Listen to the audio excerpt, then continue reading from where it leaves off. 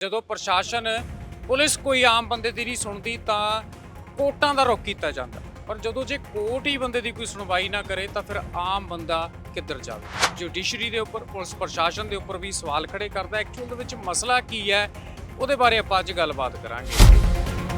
ਤੁਸੀਂ ਆਪ ਕਾਲਾ ਕੋਟ ਪਾਇਆ ਹੋਇਆ, ਲੋਕਾਂ ਨੂੰ ਇਨਸਾਫ ਦਿਵਾਉਂਦੇ ਹੋ, ਉਹਨਾਂ ਦੇ ਹੱਕ ਦੀ ਆਵਾਜ਼ ਤੁਸੀਂ ਗੱਲ ਕਰਨੀ ਹੈ, ਤੁਹਾਡੇ ਕੋਲ ਕੋਈ ਵੀ ਕਲਾਇੰਟ ਆਉਂਦਾ ਤਾਂ ਤੁਹਾਨੂੰ ਆਪਣੇ ਲਈ ਲੜਾਈ ਲੜਨੀ ਔਖੀ ਹੋ ਰਹੀ। मैं पंजाब हरियाणा हाई कोर्ट से बतौर एडवोकेट प्रैक्टिस करती हूँ और 2021 ਦੀ ਮੇਰੀ ਇਨਰੋਲਮੈਂਟ ਹੈ। ਉਸ ਤੋਂ ਪਹਿਲੇ 2015 ਚ ਜਦੋਂ ਮੇਰੀ ਮੈਰਿਜ ਚ ਡਿਸਪਿਊਟ ਸ਼ੁਰੂ ਹੁੰਦੇ ਨੇ ਤੇ ਇੱਕ 498 ਦੀ ਐਫਆਈਆਰ ਦਰਜ ਹੋ ਜਾਂਦੀ ਹੈ। ਤੁਸੀਂ ਡਿਵੋਰਸ ਫਾਈਲ ਕੀਤਾ, ਤੁਸੀਂ ਅਲੱਗ ਹੋਣਾ ਚਾਹੁੰਦੇ ਸੀ, ਇਹ ਪਰਚਾ ਕੀ ਦਰਜ ਕਰਵਾਉਣਾ ਚਾਹੁੰਦੇ ਸੀ? ਪਰਚਾ ਮੈਂ ਇਹ ਦਰਜ ਕਰਾਉਣਾ ਚਾਹੁੰਦੀ ਸੀ ਕਿ ਹਸਬੈਂਡ ਨੇ ਜਿਹੜੇ ਅਲੱਗ-ਅਲੱਗ ਬੰਦੇ ਪਲਾਂਟ ਕੀਤੇ, ਪਲੱਸ ਜਿਹੜਾ ਉਹ ਸੋਸ਼ਲ ਮੀਡੀਆ ਤੇ ਲੇਡੀ ਪਲਾਂਟ ਕੀਤੀ, ਕਿਉਂਕਿ ਉਹ ਸਿਰਫ ਹਸਬੈਂਡ ਦੇ ਪੱਖ ਚ ਬੋਲ ਰਹੀ, ਉਹ ਸੱਚ ਨਹੀਂ ਦੱਸ ਰਹੀ। ਇਹ ਕੇਸ ਦੇ ਵਿੱਚ ਮਤਲਬ Gurpreet Singh Bhullar commissioner of police, ਤੁਸੀਂ ਉਹਨਾਂ ਦਾ ਸਸਪੈਂਸ਼ਨ ਲਈ ਕੇਸ ਕਰਿਆ ਹੋਇਆ ਹੈ, ਤੁਸੀਂ ਜੱਜ ਸਾਹਿਬ ਨੂੰ ਵੀ ਪਾਰਟੀ ਬਣਾਉਣ ਦੀ ਗੱਲ ਕਰਦੇ ਹੋ। ਮਤਲਬ ਇਹ ਚੀਜ਼ਾਂ ਕੰਪਲਿਕੇਟਡ ਕਿਵੇਂ ਹੋ ਗਈਆਂ ਇੰਨੀ? ਕੰਪਲਿਕੇਟਡ ਇਦਾਂ ਹੋ ਗਿਆ ਕਿ ਅਸੀਂ ਬਾਏ ਪ੍ਰੋਸੈਸ ਚੱਲਦੇ ਗਏ। ਹੁਣ ਜਦੋਂ ਬੰਦਾ ਆਪਣੇ ਪਰਿਵਾਰ ਤੋਂ ਦੁਖੀ ਹੁੰਦਾ ਹੈ, ਤੁਸੀਂ ਪਰਿਵਾਰ ਕਹਿ ਰਹੇ ਹੋ, ਖੈਰ ਮੈਂ ਤਾਂ ਉਹਨੂੰ ਪਰਿਵਾਰ ਨਹੀਂ ਮੰਨਦੀ, ਕਿਉਂਕਿ ਜਿਹੜਾ ਬੰਦਾ ਆਪਣੀ ਜਨਾਨੀ ਨੂੰ ਦੂਜਿਆਂ ਤੋਂ ਐਕਸਪਲੋਇਟ ਕਰਾ ਰਿਹਾ ਉਹ ਪਰਿਵਾਰ ਤਾਂ ਨਹੀਂ ਹੋ ਸਕਦਾ। ਤੁਹਾਡੀ ਸਿਕਸ ਸੈਂਸ, ਤੁਹਾਡੀ ਇੰਟੈਂਸ਼ਨ ਕੀ ਕਹਿੰਦੀ ਹੈ ਵੀ ਪਿੱਛੇ ਚੱਲ ਕੀ ਰਿਹਾ? ਇੰਟੈਂਸ਼ਨ ਬੜੀ ਕਲੀਅਰ ਹੈ, woman is a soft target. ਹੁਣ ਉਹਨਾਂ ਨੂੰ ਲੱਗਦਾ ਵੀ ਇਹਨੂੰ ਹਰਾਸ ਕਰੀ ਜਾਓ, ਹੋ ਸਕਦਾ ਕਿਤੇ ਤਾਂ ਟੁੱਟੂਗੀ ਨਾ, ਤੇ ਜੋ ਅਸੀਂ ਚਾਹੁੰਦੇ ਉਹ ਕਰੇ ਵੀ ਇਹ ਮੂੰਹ ਬੰਦ ਕਰ ਲੇ, ਕੇਸ ਬੰਦ ਹੋ ਜਾਣ ਤੇ ਮੈਡਮ ਚੁੱਪਚਾਪ ਆਪਣੇ ਘਰ 'ਚ ਜਿਸ ਤਰ੍ਹਾਂ ਹਰਾਸ ਹੋ ਰਹੀ ਹੈ ਹੁੰਦੀ ਰਹੇ। ਸਾਰਿਆਂ ਨੂੰ ਸਤਿ ਸ਼੍ਰੀ ਅਕਾਲ, ਤੁਸੀਂ ਦੇਖ ਰਹੇ ਹੋ ਸਾਂਝਾ ਟੀਵੀ, ਮੈਂ ਤੁਹਾਡਾ ਚਰਨ ਕਮਲ ਸਿੰਘ ਮਾਨ। ਸਮਾਜ ਦੇ ਵਿੱਚ ਜਦੋਂ ਕੋਈ ਕ੍ਰਾਈਮ ਹੁੰਦਾ ਤਾਂ ਪੁਲਿਸ ਪ੍ਰਸ਼ਾਸਨ ਦਾ ਰੁਖ ਕੀਤਾ ਜਾਂਦਾ, ਪਰ ਜਦੋਂ ਪ੍ਰਸ਼ਾਸਨ ਪੁਲਿਸ ਕੋਈ ਆਮ ਬੰਦੇ ਦੀ ਨਹੀਂ ਸੁਣਦੀ ਤਾਂ ਕੋਰਟਾਂ ਦਾ ਰੁਖ ਕੀਤਾ ਜਾਂਦਾ। ਪਰ ਜਦੋਂ ਜੇ ਕੋਰਟ ਹੀ ਬੰਦੇ ਦੀ ਕੋਈ ਸੁਣਵਾਈ ਨਾ ਕਰੇ ਤਾਂ ਫਿਰ ਆਮ ਬੰਦਾ ਕਿੱਧਰ ਜਾਵੇ। ਇੱਕ ਮਾਮਲਾ, ਇੱਕ ਕੇਸ ਤੁਹਾਡੇ ਨਾਲ ਸਾਂਝਾ ਕਰਨਾ ਹੈ ਵੀ ਉਹਦੇ 'ਚ ਆਪਾਂ ਨੂੰ ਇਹ ਚੀਜ਼ ਕਲੀਅਰ ਹੋਊਗੀ ਵੀ ਜਦੋਂ ਇੱਕ ਐਡਵੋਕੇਟ ਦੀ ਮਾਣਯੋਗ ਕੋਰਟ ਦੇ ਵਿੱਚ ਸੁਣਵਾਈ ਨਹੀਂ ਹੋ ਰਹੀ, ਪੁਲਿਸ ਪ੍ਰਸ਼ਾਸਨ ਉਹਦੀ ਨਹੀਂ ਸੁਣ ਰਿਹਾ, ਤਾਂ ਇੱਕ ਜਿਹੜਾ ਆਮ ਬੰਦਾ ਹੈ ਉਹਦੀ ਸੁਣਵਾਈ ਕਿੱਥੇ ਹੋਊਗੀ। ਇਹ ਮਾਮਲਾ ਜੁਡੀਸ਼ਰੀ ਦੇ ਉੱਪਰ, ਪੁਲਿਸ ਪ੍ਰਸ਼ਾਸਨ ਦੇ ਉੱਪਰ ਵੀ ਸਵਾਲ ਖੜੇ ਕਰਦਾ। ਐਕਚੁਅਲ ਦੇ ਵਿੱਚ ਮਸਲਾ ਕੀ ਹੈ ਉਹਦੇ ਬਾਰੇ ਆਪਾਂ ਅੱਜ ਗੱਲਬਾਤ ਕਰਾਂਗੇ। ਤੁਸੀਂ ਸਭ ਤੋਂ ਪਹਿਲਾਂ ਤਾਂ ਆਪਣਾ ਨਾਮ ਦੱਸਿਓ ਤੇ ਫਿਰ ਦੱਸਿਓ ਵੀ ਐਕਚੁਅਲ ਦੇ ਵਿੱਚ ਇਹ ਮਸਲਾ ਹੈਗਾ ਕੀ ਹੈ ਵੀ ਜਿਹੜਾ ਤੁਹਾਨੂੰ ਕੋਰਟ ਦਾ ਰੁਖ ਕਰਨਾ ਪਿਆ। ਵੈਸੇ ਤਾਂ ਕਿਹਾ ਜਾਂਦਾ ਵੀ ਜਿਹਨੇ ਕਾਲਾ ਕੋਟ ਪਾਇਆ ਹੋਇਆ ਉਹਦੇ ਤੋਂ ਰੱਬ ਬਚਾਵੇ, ਤੇ ਕੋਰਟਾਂ, ਕਚਹਿਰੀਆਂ, ਥਾਣਿਆਂ ਤੋਂ ਤੇ ਹਸਪਤਾਲ ਤੋਂ ਵੀ ਰੱਬ ਬਚਾਵੇ।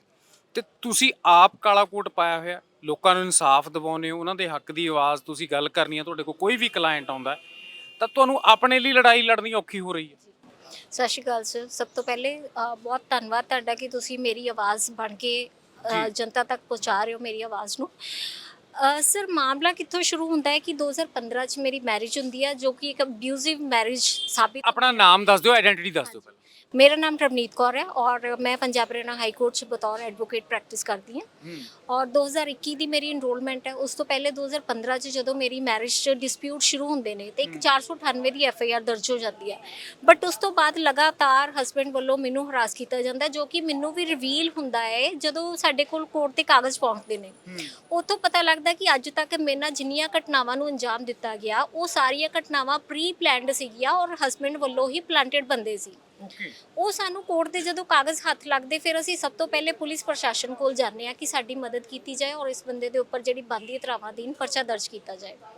ਮੀਨਵਾਈਲ YouTube ਤੇ ਸੋਸ਼ਲ ਮੀਡੀਆ ਤੇ ਮੇਰੇ ਖਿਲਾਫ ਬਦਨਾਮੀ ਦਾ ਜਿਹੜਾ ਕਾਰਜਕ੍ਰਮ ਉਹ ਸ਼ੁਰੂ ਹੋ ਜਾਂਦਾ ਹੈ। ਹਸਬੈਂਡ ਵੱਲੋਂ ਇੱਕ ਲੇਡੀ ਹਾਇਰ ਕੀਤੀ ਜਾਂਦੀ ਹੈ ਗੁੜਗਾਉਂ ਤੋਂ, ਉਹ ਆ ਕੇ ਤੇ ਮੇਰੀਆਂ ਕੁਝ ਪਿਕਚਰਸ ਕਲਿੱਕ ਕਰਦੀ ਆ ਜਿਹਦੇ ਵਿੱਚ ਮੇਰਾ ਕੋਈ ਬਿਆਨ ਨਹੀਂ ਸੀ, ਸਿਰਫ ਮੈਂ ਆਪਣੀ ਗੱਡੀ 'ਚ ਬੈਠ ਕੇ ਬਾਰ ਕੌਂਸਲ ਦੇ ਬਾਹਰ ਇੱਕ ਪ੍ਰੋਟੈਸਟ ਕਰ ਰਹੀ ਸੀ ਵੀ ਦੋਸ਼ੀਆਂ ਦੇ ਖਿਲਾਫ ਕਾਰਵਾਈ ਕੀਤੀ ਜਾਏ, ਕਿਉਂਕਿ ਇਹ ਸਾਰੇ ਮਾਮਲੇ ਦੇ ਵਿੱਚ ਇੱਕ ਗੁੜਗਾਉਂ ਦਾ ਵਕੀਲ ਇਨਵੋਲਵ ਸੀ ਤੇ ਗੁੜਗਾਉਂ ਦੇ ਵਕੀਲ ਦੇ ਉੱਪਰ ਧਾਰਾ 35 ਜੋ ਕਿ ਐਡਵੋਕੇਟ ਐਕਟ 1961 ਦੀ ਧਾਰਾ ਹੈ, ਉਹਦੇ ਅਧੀਨ ਅਸੀਂ ਕੰਪਲੇਂਟ ਦਰਜ ਕਰਾਈ ਸੀ ਕਿ ਇਹਦੇ ਖਿਲਾਫ ਜਿਹੜੀ ਬਣਦੀ ਕਾਰਵਾਈ ਉਹ ਕੀਤੀ ਜਾਏ ਤੇ ਜਿਹੜੇ ਇਹਦੇ ਨਾਲ ਮਿਲੇ ਜੁਲੇ ਨੇ ਉਹਨਾਂ ਦੇ ਖਿਲਾਫ ਵੀ ਜਿਹੜੀ ਬਣਦੀ ਕਾਰਵਾਈ ਉਹ ਬਾਰ ਕੌਂਸਲ ਕਰੇ, ਕਿਉਂਕਿ ਮੈਂ ਬਾਰ ਕੌਂਸਲ ਨਾਲ ਇਨਰੋਲਡ ਆ 2021 ਤੋਂ। ਤੇ ਉਹ ਬਾਰ ਕੌਂਸਲ ਸਾਡੀ ਗੱਲ ਸੁਣਦੀ, ਉਸ ਤੋਂ ਪਹਿਲੇ ਇਸ ਲੇਡੀ ਨੇ ਸੋਸ਼ਲ ਮੀਡੀਆ ਤੇ ਮੈਨੂੰ ਇੰਨਾ ਕੁ ਬਦਨਾਮ ਕਰਤਾ ਕਿ ਮੇਰੇ ਖਿਲਾਫ ਕਹਿੰਦੀ ਜੀ ਜਿਹੜੇ ਮੈਂ ਕੇਸ ਫਾਈਲ ਕੀਤੇ ਨੇ, ਰਵਨੀਤ ਕੌਰ ਨੇ ਜਿੰਨੇ ਵੀ ਕੇਸ ਫਾਈਲ ਕੀਤੇ ਨੇ ਉਹ ਸਾਰੇ ਝੂਠੇ ਨੇ, ਜਦੋਂ ਕਿ ਉਹਨਾਂ ਦਾ ਸਟੇਟਸ ਅੱਜ ਵੀ ਸੋਸ਼ਲ ਮੀਡੀਆ ਤੇ ਈ ਕੋਰਟਸ ਦੇ ਉੱਪਰ ਤੁਸੀਂ ਚੈੱਕ ਕਰ ਸਕਦੇ ਹੋ ਆਫੀਸ਼ੀਅਲ ਵੈਬਸਾਈਟ ਤੇ, ਕੋਈ ਮੈਟਰ ਕੰਪਰੋਮਾਈਜ਼ ਨਹੀਂ ਹੋਇਆ, ਕੋਈ ਐਫਆਈਆਰ ਕੈਂਸਲ ਨਹੀਂ ਹੋਈ। ਸਾਰੀਆਂ ਐਫਆਈਆਰ ਜਿਹੜੀਆਂ ਉਹ ਕੋਰਟ ਦੇ ਵਿੱਚ ਮਸਲੇ ਜਿਹੜੇ ਨੇ ਉਹ ਵਿਚਾਰਧੀਨ ਨੇ। ਬਟ ਇਹਨੇ ਸੋਸ਼ਲ ਮੀਡੀਆ ਤੇ ਇਹ ਝੂਠ ਫੈਲਾਤਾ ਕਿ ਇਹ ਸਾਰੇ ਮੈਟਰ ਜਿਹੜੇ ਨੇ ਇਹ ਕੰਪਰੋਮਾਈਜ਼ ਹੋ ਗਏ ਨੇ ਔਰ ਰਵਨੀਤ ਕੌਰ ਨੇ ਇਹਨਾਂ ਦੇ ਉੱਪਰ ਪੈਸੇ ਲਏ ਨੇ ਔਰ ਪੈਸਿਆਂ ਦੀ ਇੱਕ ਵੀ ਲੈਣ ਦੇਣ ਦੀ ਜਿਹੜੀ ਟ੍ਰਾਂਜੈਕਸ਼ਨ ਉਹ ਅੱਜ ਤੱਕ ਹਾਈ ਕੋਰਟ ਛੱਡੋ ਕਦੇ ਡਿਸਟ੍ਰਿਕਟ ਕੋਰਟ 'ਚ ਕਦੇ ਥਾਣੇ 'ਚ ਵੀ ਸਾਬਿਤ ਨਹੀਂ ਹੋਈ। ਔਰ ਮੇਰੇ ਹਸਬੰਡ ਨੇ ਅੱਜ ਤੱਕ ਮੈਨੂੰ 10 ਪੈਸੇ ਵੀ ਮੇਨਟੇਨੈਂਸ ਨਹੀਂ ਦਿੱਤੀ। ਬਾਕੀ ਲੈਣ ਦੇਣ ਤਾਂ ਛੱਡ ਦੋ, ਜਿਹੜਾ ਮੇਰਾ ਇੱਕ ਰਾਈਟ ਹੈ ਲੀਗਲ ਰਾਈਟ ਇੱਕ ਵਾਈਫ ਦਾ ਹੁੰਦਾ, ਮੈਨੂੰ ਤਾਂ ਅੱਜ ਤੱਕ ਉਹ ਵੀ ਨਾ ਕਿਸੇ ਕੋਰਟ ਨੇ ਵੀ ਨਹੀਂ ਦਵਾਇਆ। ਫਿਰ ਜਦੋਂ ਅਸੀਂ ਪੁਲਿਸ ਪ੍ਰਸ਼ਾਸਨ ਕੋਲ ਜਾਂਦੇ ਆ ਤਾਂ ਪੁਲਿਸ ਪ੍ਰਸ਼ਾਸਨ ਪਹਿਲੇ ਸਾਡੀ ਗੱਲ ਸੁਣਦੀ ਆ, ਬਿਨਾਂ ਐਫਆਈਆਰ ਤੋਂ 80 ਪੇਜਾਂ ਦੀ ਇੱਕ ਰਿਪੋਰਟ ਤਿਆਰ ਕੀਤੀ ਜਾਂਦੀ, ਇਨਵੈਸਟੀਗੇਸ਼ਨ ਰਿਪੋਰਟ। ਹੁਣ ਤੁਹਾਨੂੰ ਵੀ ਪਤਾ ਹੈ ਕਿ ਬਿਨਾਂ ਪਰਚਾ ਦਰਜ ਕੀਤੇ ਕੋਈ ਇਨਵੈਸਟੀਗੇਸ਼ਨ ਕੈਰੀ ਆਊਟ ਨਹੀਂ ਹੋ ਸਕਦੀ। ਬਟ ਇਹਨਾਂ ਨੇ ਮੈਨੂੰ ਇਸ ਕਹਿ ਲਓ ਵੀ ਅਫਵਾਹ 'ਚ ਰੱਖਿਆ, ਇਸ ਧੋਖੇ 'ਚ ਰੱਖਿਆ ਵੀ ਅਸੀਂ ਐਫਆਈਆਰ ਦਰਜ ਕਰਾਂਗੇ ਬਿਕੋਜ਼ ਮਸਲਾ ਬਾਹਰ ਦਾ ਹੈ, ਗੁੜਗਾਉਂ ਦੀ ਲੇਡੀ ਹੈ ਜਿਹਨੇ ਸੋਸ਼ਲ ਮੀਡੀਆ ਤੇ ਸਾਰਾ ਝੂਠ ਫੈਲਾਇਆ ਵੀ ਅਸੀਂ ਇਨਵੈਸਟੀਗੇਸ਼ਨ ਕਰ ਰਹੇ ਹਾਂ, ਤੁਸੀਂ ਸਾਨੂੰ ਥੋੜਾ ਜਿਹਾ ਟਾਈਮ ਤੋਂ ਸਿਟ ਕਨਸਟੀਟਿਊਟ ਹੁੰਦੀ ਹੈ। ਸਿਟ ਦੇ ਮੈਂਬਰ ਸੀਗੇ ਦੀਪਕ ਪਾਰਿਕ ਤੋਂ ਬਾਅਦ ਗੁਰਪ੍ਰੀਤ ਸਿੰਘ ਭੁੱਲਰ, ਉਸ ਟਾਈਮ ਤੇ ਨੌਨੇਹਾਲ ਸਿੰਘ ਜੀ ਸੀ। ਨੌਨੇਹਾਲ ਸਿੰਘ ਜੀ ਨੇ ਜ਼ਿੰਮੇਵਾਰੀ ਲਾਤੀ ਮੈਡਮ ਪ੍ਰਗਿਆ ਜੈਨ ਦੀ। ਮੈਡਮ ਪ੍ਰਗਿਆ ਜੈਨ, ਮੈਡਮ ਹਰਕਮਲ ਕੌਰ, ਫਿਰ ਸਾਡੇ ਡੀਏ ਲੀਗਲ, ਇਹ ਸਾਰੇ ਮੈਂਬਰ ਉਸ ਕਮੇਟੀ ਦਾ ਹਿੱਸਾ ਸੀਗੇ। ਇਹਨਾਂ ਨੇ ਮੇਰੇ ਨਾਲ ਘੱਟੋ ਘੱਟ 3 ਤੋਂ 4 ਮੀਟਿੰਗਸ ਕੀਤੀਆਂ। 3 ਤੋਂ 4 ਮੀਟਿੰਗਸ 'ਚ ਜਦੋਂ ਵੀ ਮੈਂ ਐਫਆਈਆਰ ਦਾ ਇਹਨਾਂ ਨੂੰ ਪੁੱਛਿਆ, ਇਹ ਕਹਿੰਦੇ ਜੀ ਇਨਵੈਸਟੀਗੇਸ਼ਨ ਚੱਲ ਰਹੀ, ਡੀਏ ਲੀਗਲ ਦਾ ਓਪੀਨੀਅਨ ਲੈ ਰਹੇ। ਇੱਥੇ ਮੈਂ ਤੁਹਾਨੂੰ ਰੋਕੂੰਗਾ ਇੱਕ ਮਿੰਟ। ਠੀਕ ਹੈ, ਤੁਹਾਡਾ ਫੈਮਿਲੀ ਡਿਸਪਿਊਟ ਸ਼ੁਰੂ ਹੁੰਦਾ, ਤੁਹਾਡੀ ਮੈਰਿਜ ਦੇ ਵਿੱਚ ਜੋ ਵੀ ਹੈ ਨਾ ਪ੍ਰੋਬਲਮਸ ਚੱਲ ਰਹੀਆਂ ਸੀਗੀਆਂ, ਪਰ ਇਹਦੇ ਵਿੱਚ ਜਦੋਂ ਤੁਹਾਡਾ ਡਿਸਪਿਊਟ ਸ਼ੁਰੂ ਹੁੰਦਾ ਹੈ ਤਾਂ ਤੁਸੀਂ ਐਫਆਈਆਰ ਕਿਸ ਚੀਜ਼ ਦੀ ਕਰਵਾਉਣੀ ਸੀ? ਤੁਸੀਂ ਡਾਈਵੋਰਸ ਫਾਈਲ ਕੀਤਾ, ਤੁਸੀਂ ਅਲੱਗ ਹੋਣਾ ਚਾਹੁੰਦੇ ਸੀ, ਇਹ ਪਰਚਾ ਕੀ ਦਰਜ ਕਰਵਾਉਣਾ ਚਾਹੁੰਦੇ ਸੀ? ਪਰਚਾ ਮੈਂ ਇਹ ਦਰਜ ਕਰਾਉਣਾ ਚਾਹੁੰਦੀ ਸੀ ਕਿ ਹਸਬੈਂਡ ਨੇ ਜਿਹੜੇ ਅਲੱਗ-ਅਲੱਗ ਬੰਦੇ ਪਲਾਂਟ ਕੀਤੇ, ਪਲੱਸ ਜਿਹੜਾ ਉਹ ਸੋਸ਼ਲ ਮੀਡੀਆ ਤੇ ਲੇਡੀ ਪਲਾਂਟ ਕੀਤੀ, ਕਿਉਂਕਿ ਉਹ ਸਿਰਫ ਹਸਬੈਂਡ ਦੇ ਪੱਖ 'ਚ ਬੋਲ ਰਹੀ, ਉਹ ਸੱਚ ਨਹੀਂ ਦੱਸ ਰਹੀ। ਜਾਂ ਤਾਂ ਉਹ ਸੱਚ ਦੱਸੇ ਵੀ ਕਿਹੜਾ ਮੈਟਰ ਜਿਹੜਾ ਕਿਹੜਾ ਕੰਪਰੋਮਾਈਜ਼ ਹੋਇਆ, ਉਹਦੇ ਸਬੂਤ ਦਿਓ।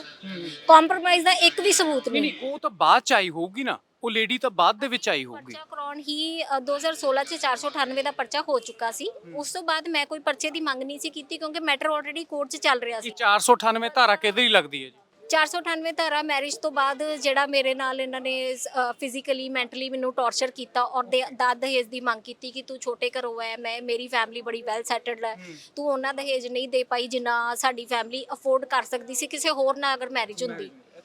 ਉਹਦੇ ਕਰਕੇ 498 ਦਾ ਪਰਚਾ ਜਿਹੜਾ ਉਹ ਦਰਜ ਤਾਂ ਵੈਸੇ ਅੰਮ੍ਰਿਤਸਰ ਹੋਣਾ ਚਾਹੀਦਾ ਸੀ, ਬਟ ਉਦੋਂ ਵੀ ਅੰਮ੍ਰਿਤਸਰ ਨਾ ਦਰਜ ਕਰਕੇ ਦਿੱਲੀ ਭੇਜ ਦਿੱਤਾ ਗਿਆ ਮੈਟਰ ਔਰ ਦਿੱਲੀ 'ਚ ਪਰਚਾ ਦਰਜ ਹੁੰਦਾ ਹੈ। ਉਸ ਤੋਂ ਬਾਅਦ ਮੈਂ ਤੇ ਕੋਰਟ ਦੇ ਭਰੋਸੇ ਬੈਠੀ ਸੀ ਕਿ ਚਲੋ ਕੋਈ ਗੱਲ ਨਹੀਂ, ਮੈਂ ਆਪਣੇ ਕੈਰੀਅਰ ਤੇ ਫੋਕਸ ਕੀਤਾ ਔਰ ਕਾਰਪੋਰੇਟ ਸੈਕਟਰ ਛੱਡ ਕੇ ਮੈਂ ਐਲਐਲਬੀ ਵੱਲ ਆਪਣਾ ਜਿਹੜਾ ਰੁਕ ਕੀਤਾ। ਮੀਨਵਾਈਲ ਹਸਬੈਂਡ ਨੇ ਜਿਹੜੇ ਬੰਦੇ ਪਲਾਂਟ ਕੀਤੇ, ਜੋ ਇਹ ਸਾਰਾ ਕੁਝ ਮੈਨੂੰ ਪਤਾ ਲੱਗਦਾ 2022 ਚ। 2022 ਚ ਜਦੋਂ ਕਾਗਜ਼ ਪੱਤਰ ਮੇਰੇ ਹੱਥ ਲੱਗਦੇ, ਉਹ ਲੈ ਕੇ ਮੈਂ ਪੁਲਿਸ ਪ੍ਰਸ਼ਾਸਨ ਕੋਲ ਗਈ ਕਿ ਮੈਨੂੰ ਇਨਸਾਫ ਦਿਵਾਇਆ ਜਾਏ। ਜਿਹੜਾ ਸੋਸ਼ਲ ਮੀਡੀਆ ਦਾ ਚੱਲਦਾ ਇਹ ਵੀ ਸਾਰਾ 2022 ਤੋਂ ਬਾਅਦ ਫਰਵਰੀ 2023 ਤੋਂ ਸ਼ੁਰੂ ਹੋ ਜਾਂਦਾ ਹੈ। ਫਿਰ ਅਸੀਂ ਪਹਿਲੇ ਬਾਰ ਕੌਂਸਲ ਕੋਲੋਂ ਮਦਦ ਦੀ ਉਮੀਦ ਕੀਤੀ, ਜਿੱਥੋਂ ਕਿ ਸਾਨੂੰ ਕੋਈ ਮਦਦ ਨਹੀਂ ਮਿਲੀ। ਫਿਰ ਅਸੀਂ ਪੁਲਿਸ ਪ੍ਰਸ਼ਾਸਨ ਕੋਲ ਜਾਂਦੇ ਹਾਂ, ਪੁਲਿਸ ਪ੍ਰਸ਼ਾਸਨ ਸਾਨੂੰ ਇਸ ਵਿਸ਼ਵਾਸ 'ਚ ਰੱਖਦਾ ਵੀ ਅਸੀਂ ਤੁਹਾਡੀ ਸੁਣਵਾਈ ਕਰ ਰਹੇ। ਇੱਕ ਇਨਵੈਸਟੀਗੇਸ਼ਨ ਰਿਪੋਰਟ ਤਿਆਰ ਹੋ ਜਾਂਦੀ। ਜਦੋਂ ਇਨਵੈਸਟੀਗੇਸ਼ਨ ਰਿਪੋਰਟ ਮੇਰੇ ਹੱਥ ਲੱਗਦੀ, ਮੈਂ ਕਿਹਾ ਹੁਣ ਤਾਂ ਪਰਚਾ ਦਰਜ ਕਰੋ ਕਿਉਂਕਿ ਵੀਡੀਓ ਤਾਂ ਸਾਬਿਤ ਹੋ ਗਈ ਕਿ ਗੁੜਗਾਉਂ ਤੋਂ ਅਪਲੋਡ ਹੋਈ ਹੈ। ਉਹਦੇ ਵਿੱਚ ਲੇਡੀ ਦਾ ਨਾਮ ਵੀ ਆ ਜਾਂਦਾ, ਉਹਦਾ ਆਈਪੀ ਐਡਰੈਸ ਵਗੈਰਾ ਸਭ ਕੁਝ ਹੈ। ਪਰ ਪੁਲਿਸ ਮੈਨੂੰ ਕਹਿੰਦੀ ਹੈ ਜੀ ਤੁਸੀਂ ਇਹ ਕੰਪਲੇਂਟ ਵਿਡਰਾਅ ਕਰ ਲਓ, ਅਸੀਂ ਪਰਚਾ ਦਰਜ ਨਹੀਂ ਕਰਨਾ।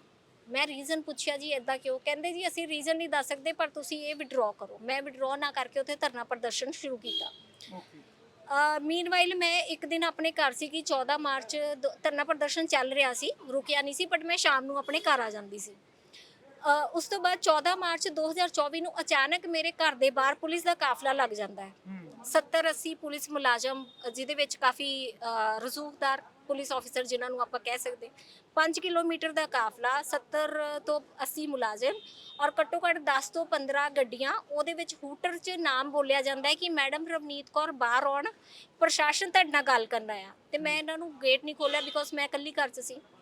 ਮੈਂ ਛੱਤ ਦੇ ਉੱਪਰੋਂ ਇਹਨਾਂ ਨੂੰ ਜਵਾਬ ਦਿੱਤਾ ਵੀ ਮੈਂ ਤਾਂ ਆਲਰੇਡੀ ਤੁਹਾਡੇ ਕੋਲ ਰੋਜ਼ ਹੀ ਆ ਰਹੀ ਹਾਂ ਔਰ ਇਨਵੈਸਟੀਗੇਸ਼ਨ ਚੱਲ ਰਹੀ ਹੈ ਮਸਲੇ ਦੀ, ਜਿਹਦੇ 'ਚ ਤੁਸੀਂ ਮੇਰਾ ਪਰਚਾ ਨਹੀਂ ਦਰਜ ਕਰ ਰਹੇ ਹੋ ਤੇ ਤੁਸੀਂ ਕਾਈਂਡਲੀ ਮੇਰਾ ਪਰਚਾ ਦਰਜ ਕਰੋ। ਮੇਰਾ ਤਾਂ ਤੁਹਾਡਾ ਕੋਈ ਡਿਸਪਿਊਟ ਨਹੀਂ, ਜਿਹੜੀ ਤੁਸੀਂ ਗੱਲ ਕਰਨੀ ਸੀ ਥਾਣੇ 'ਚ ਬਹਿ ਕੇ ਕਰਾਂਗੇ, ਬਟ ਮੈਂ ਆਪਣੇ ਘਰ 'ਚ ਤੁਹਾਨੂੰ ਅਲਾਉ ਨਹੀਂ ਕਰਨਾ because I am all alone in my house. ਇਹਨਾਂ ਨੇ ਸਵੇਰੇ 8 ਵਜੇ ਤੋਂ ਲੱਗ ਕੇ ਰਾਤ ਦੇ ਤਕਰੀਬਨ 12 ਵਜੇ ਤੱਕ, ਜਿਹਦੀਆਂ ਮੇਰੇ ਕੋਲ ਵੀਡੀਓਜ਼ ਮੌਜੂਦ ਨੇ ਔਰ ਹਾਈ ਕੋਰਟ ਨੇ ਵੀ ਦੇਖੀਆਂ ਨੇ, मैं जस्टिस साहब का नाम नहीं लूँगी। जस्टिस साहब ने सारिया वीडियोज़ देखिया। 28 मार्च 2025 ਨੂੰ ਜਦੋਂ ਗੁਰਪ੍ਰੀਤ ਸਿੰਘ ਭੁੱਲਰ ਨੂੰ ਹਾਈ ਕੋਰਟ ਦੇ ਸੰਮਨ ਕਰਕੇ ਬੁਲਾਇਆ ਜਾਂਦਾ ਕੋਰਟ 'ਚ, ਉਸ ਕੋਰਟ ਦੇ ਵਿੱਚ ਵੀ ਜੱਜ ਸਾਹਿਬ ਨੇ ਵੀ ਉਹਨਾਂ ਨੂੰ ਫੋਟੋ ਦਿਖਾਈ ਕਿ ਇਹ ਦੇਖੋ ਤੁਹਾਡੇ ਪੁਲਿਸ ਮੁਲਾਜ਼ਮ ਲੋਕਾਂ ਦੇ ਘਰਾਂ ਦੀਆਂ ਛੱਤਾਂ ਦੇ ਉੱਤੇ ਚੜ੍ਹ ਕੇ ਕਿਵੇਂ ਮੈਡਮ ਨੂੰ ਹਰਾਸ ਕਰ ਰਹੇ ਨੇ। ਉਹ ਜਦੋਂ ਸਾਰੇ ਐਵੀਡੈਂਸ ਦੇਖਣ ਤੋਂ ਬਾਅਦ ਜੱਜ ਸਾਹਿਬ ਨੇ ਇੱਕ ਮੇਰੇ ਖਿਲਾਫ ਮੀਨਵਾਈਲ ਇਹਨਾਂ ਨੇ ਝੂਠਾ ਪਰਚਾ ਦਰਜ ਕੀਤਾ ਸੀ ਗੁਰਪ੍ਰੀਤ ਸਿੰਘ ਭੁੱਲਰ ਨੇ। ਉਹ ਪਰਚਾ ਸੀਗਾ 186 353 ਦੀ ਧਾਰਾ ਦੇ ਅਧੀਨ ਕਿ ਸਾਡੀ ਵਰਦੀ ਨੂੰ ਹੱਥ ਪਾਇਆ ਧਰਨੇ ਦੇ ਦੌਰਾਨ, ਇਹਨਾਂ ਨੇ ਬੱਸਾਂ ਰੋਕੀਆਂ, ਇਹ ਕੀਤਾ ਉਹ ਕੀਤਾ, ਔਰ ਉਹ ਕੁਝ ਵੀ ਸਾਬਿਤ ਨਹੀਂ ਹੋਇਆ। ਮੈਂ ਸਟੇਟਸ ਰਿਪੋਰਟ ਲਾਈ ਕਿ ਸੀਸੀਟੀਵੀ ਫੁਟੇਜ ਦਿੱਤੀ ਜਾਏ। ਸੀਸੀਟੀਵੀ ਫੁਟੇਜ ਤੇ ਇਨਕਾਰ ਕਰਤਾ, ਕਹਿੰਦੇ ਜੀ ਅਸੀਂ ਸਾਡੇ ਸੀਸੀਟੀਵੀ ਫੁਟੇਜ ਸਾਡੇ ਕੋਲ ਹੁੰਦੀ ਨਹੀਂ, ਜਦੋਂ ਕਿ ਉਹ ਵਾਇਓਲੇਸ਼ਨ ਹੈ ਪੰਜਾਬ ਹਰਿਆਣਾ ਹਾਈ ਕੋਰਟ ਦੀਆਂ ਜਜਮੈਂਟਸ ਦੀ, ਸੁਪਰੀਮ ਕੋਰਟ ਦੀਆਂ ਜਜਮੈਂਟਸ ਦੀ। ਜਜਮੈਂਟ ਹੈ Param Singh Saini versus Baljit Singh and others. ਉਹਦੇ ਵਿੱਚ ਹੈ ਕਿ 18 ਮਹੀਨੇ ਤੋਂ ਪਹਿਲੇ ਕੋਈ ਵੀ ਸੀਸੀਟੀਵੀ ਫੁਟੇਜ ਥਾਣੇ ਦੀ ਜਿਹੜੀ ਉਹ ਡਿਸਟਰੋਏ ਨਹੀਂ ਹੋ ਸਕਦੀ। ਬਟ ਇਹਨਾਂ ਨੇ ਸਾਨੂੰ ਸੀਸੀਟੀਵੀ ਫੁਟੇਜ ਨਹੀਂ ਦਿੱਤੀ। ਮੈਂ ਹਾਈ ਕੋਰਟ ਤੋਂ ਵੀ ਬਾਰ-ਬਾਰ ਮੰਗ ਕੀਤੀ ਕਿ ਇਹਨਾਂ ਕੋਲੋਂ ਸੀਸੀਟੀਵੀ ਫੁਟੇਜ ਮੰਗਾਈ ਜਾਏ, ਬਟ ਇਹਨਾਂ ਨੇ ਨਹੀਂ ਦਿੱਤੀ। ਬਟ ਜੱਜ ਸਾਹਿਬ ਨੇ ਕੰਪਰੋਮਾਈਜ਼ ਕਰਾਉਣ ਦੀ ਕੋਸ਼ਿਸ਼ ਕੀਤੀ ਔਰ ਕਿਹਾ ਕਿ ਤੁਸੀਂ ਤੁਹਾਡੇ ਖਿਲਾਫ ਜਿਹੜਾ ਝੂਠਾ ਪਰਚਾ ਹੈ ਉਹ ਗੁਰਪ੍ਰੀਤ ਸਿੰਘ ਭੁੱਲਰ ਕੈਂਸਲ ਕਰ ਰਿਹਾ। 28 ਤਰੀਕ ਨੂੰ ਇਹ ਆਪਣਾ ਬਿਆਨ ਦੇ ਕੇ ਜਾਂਦੇ ਨੇ।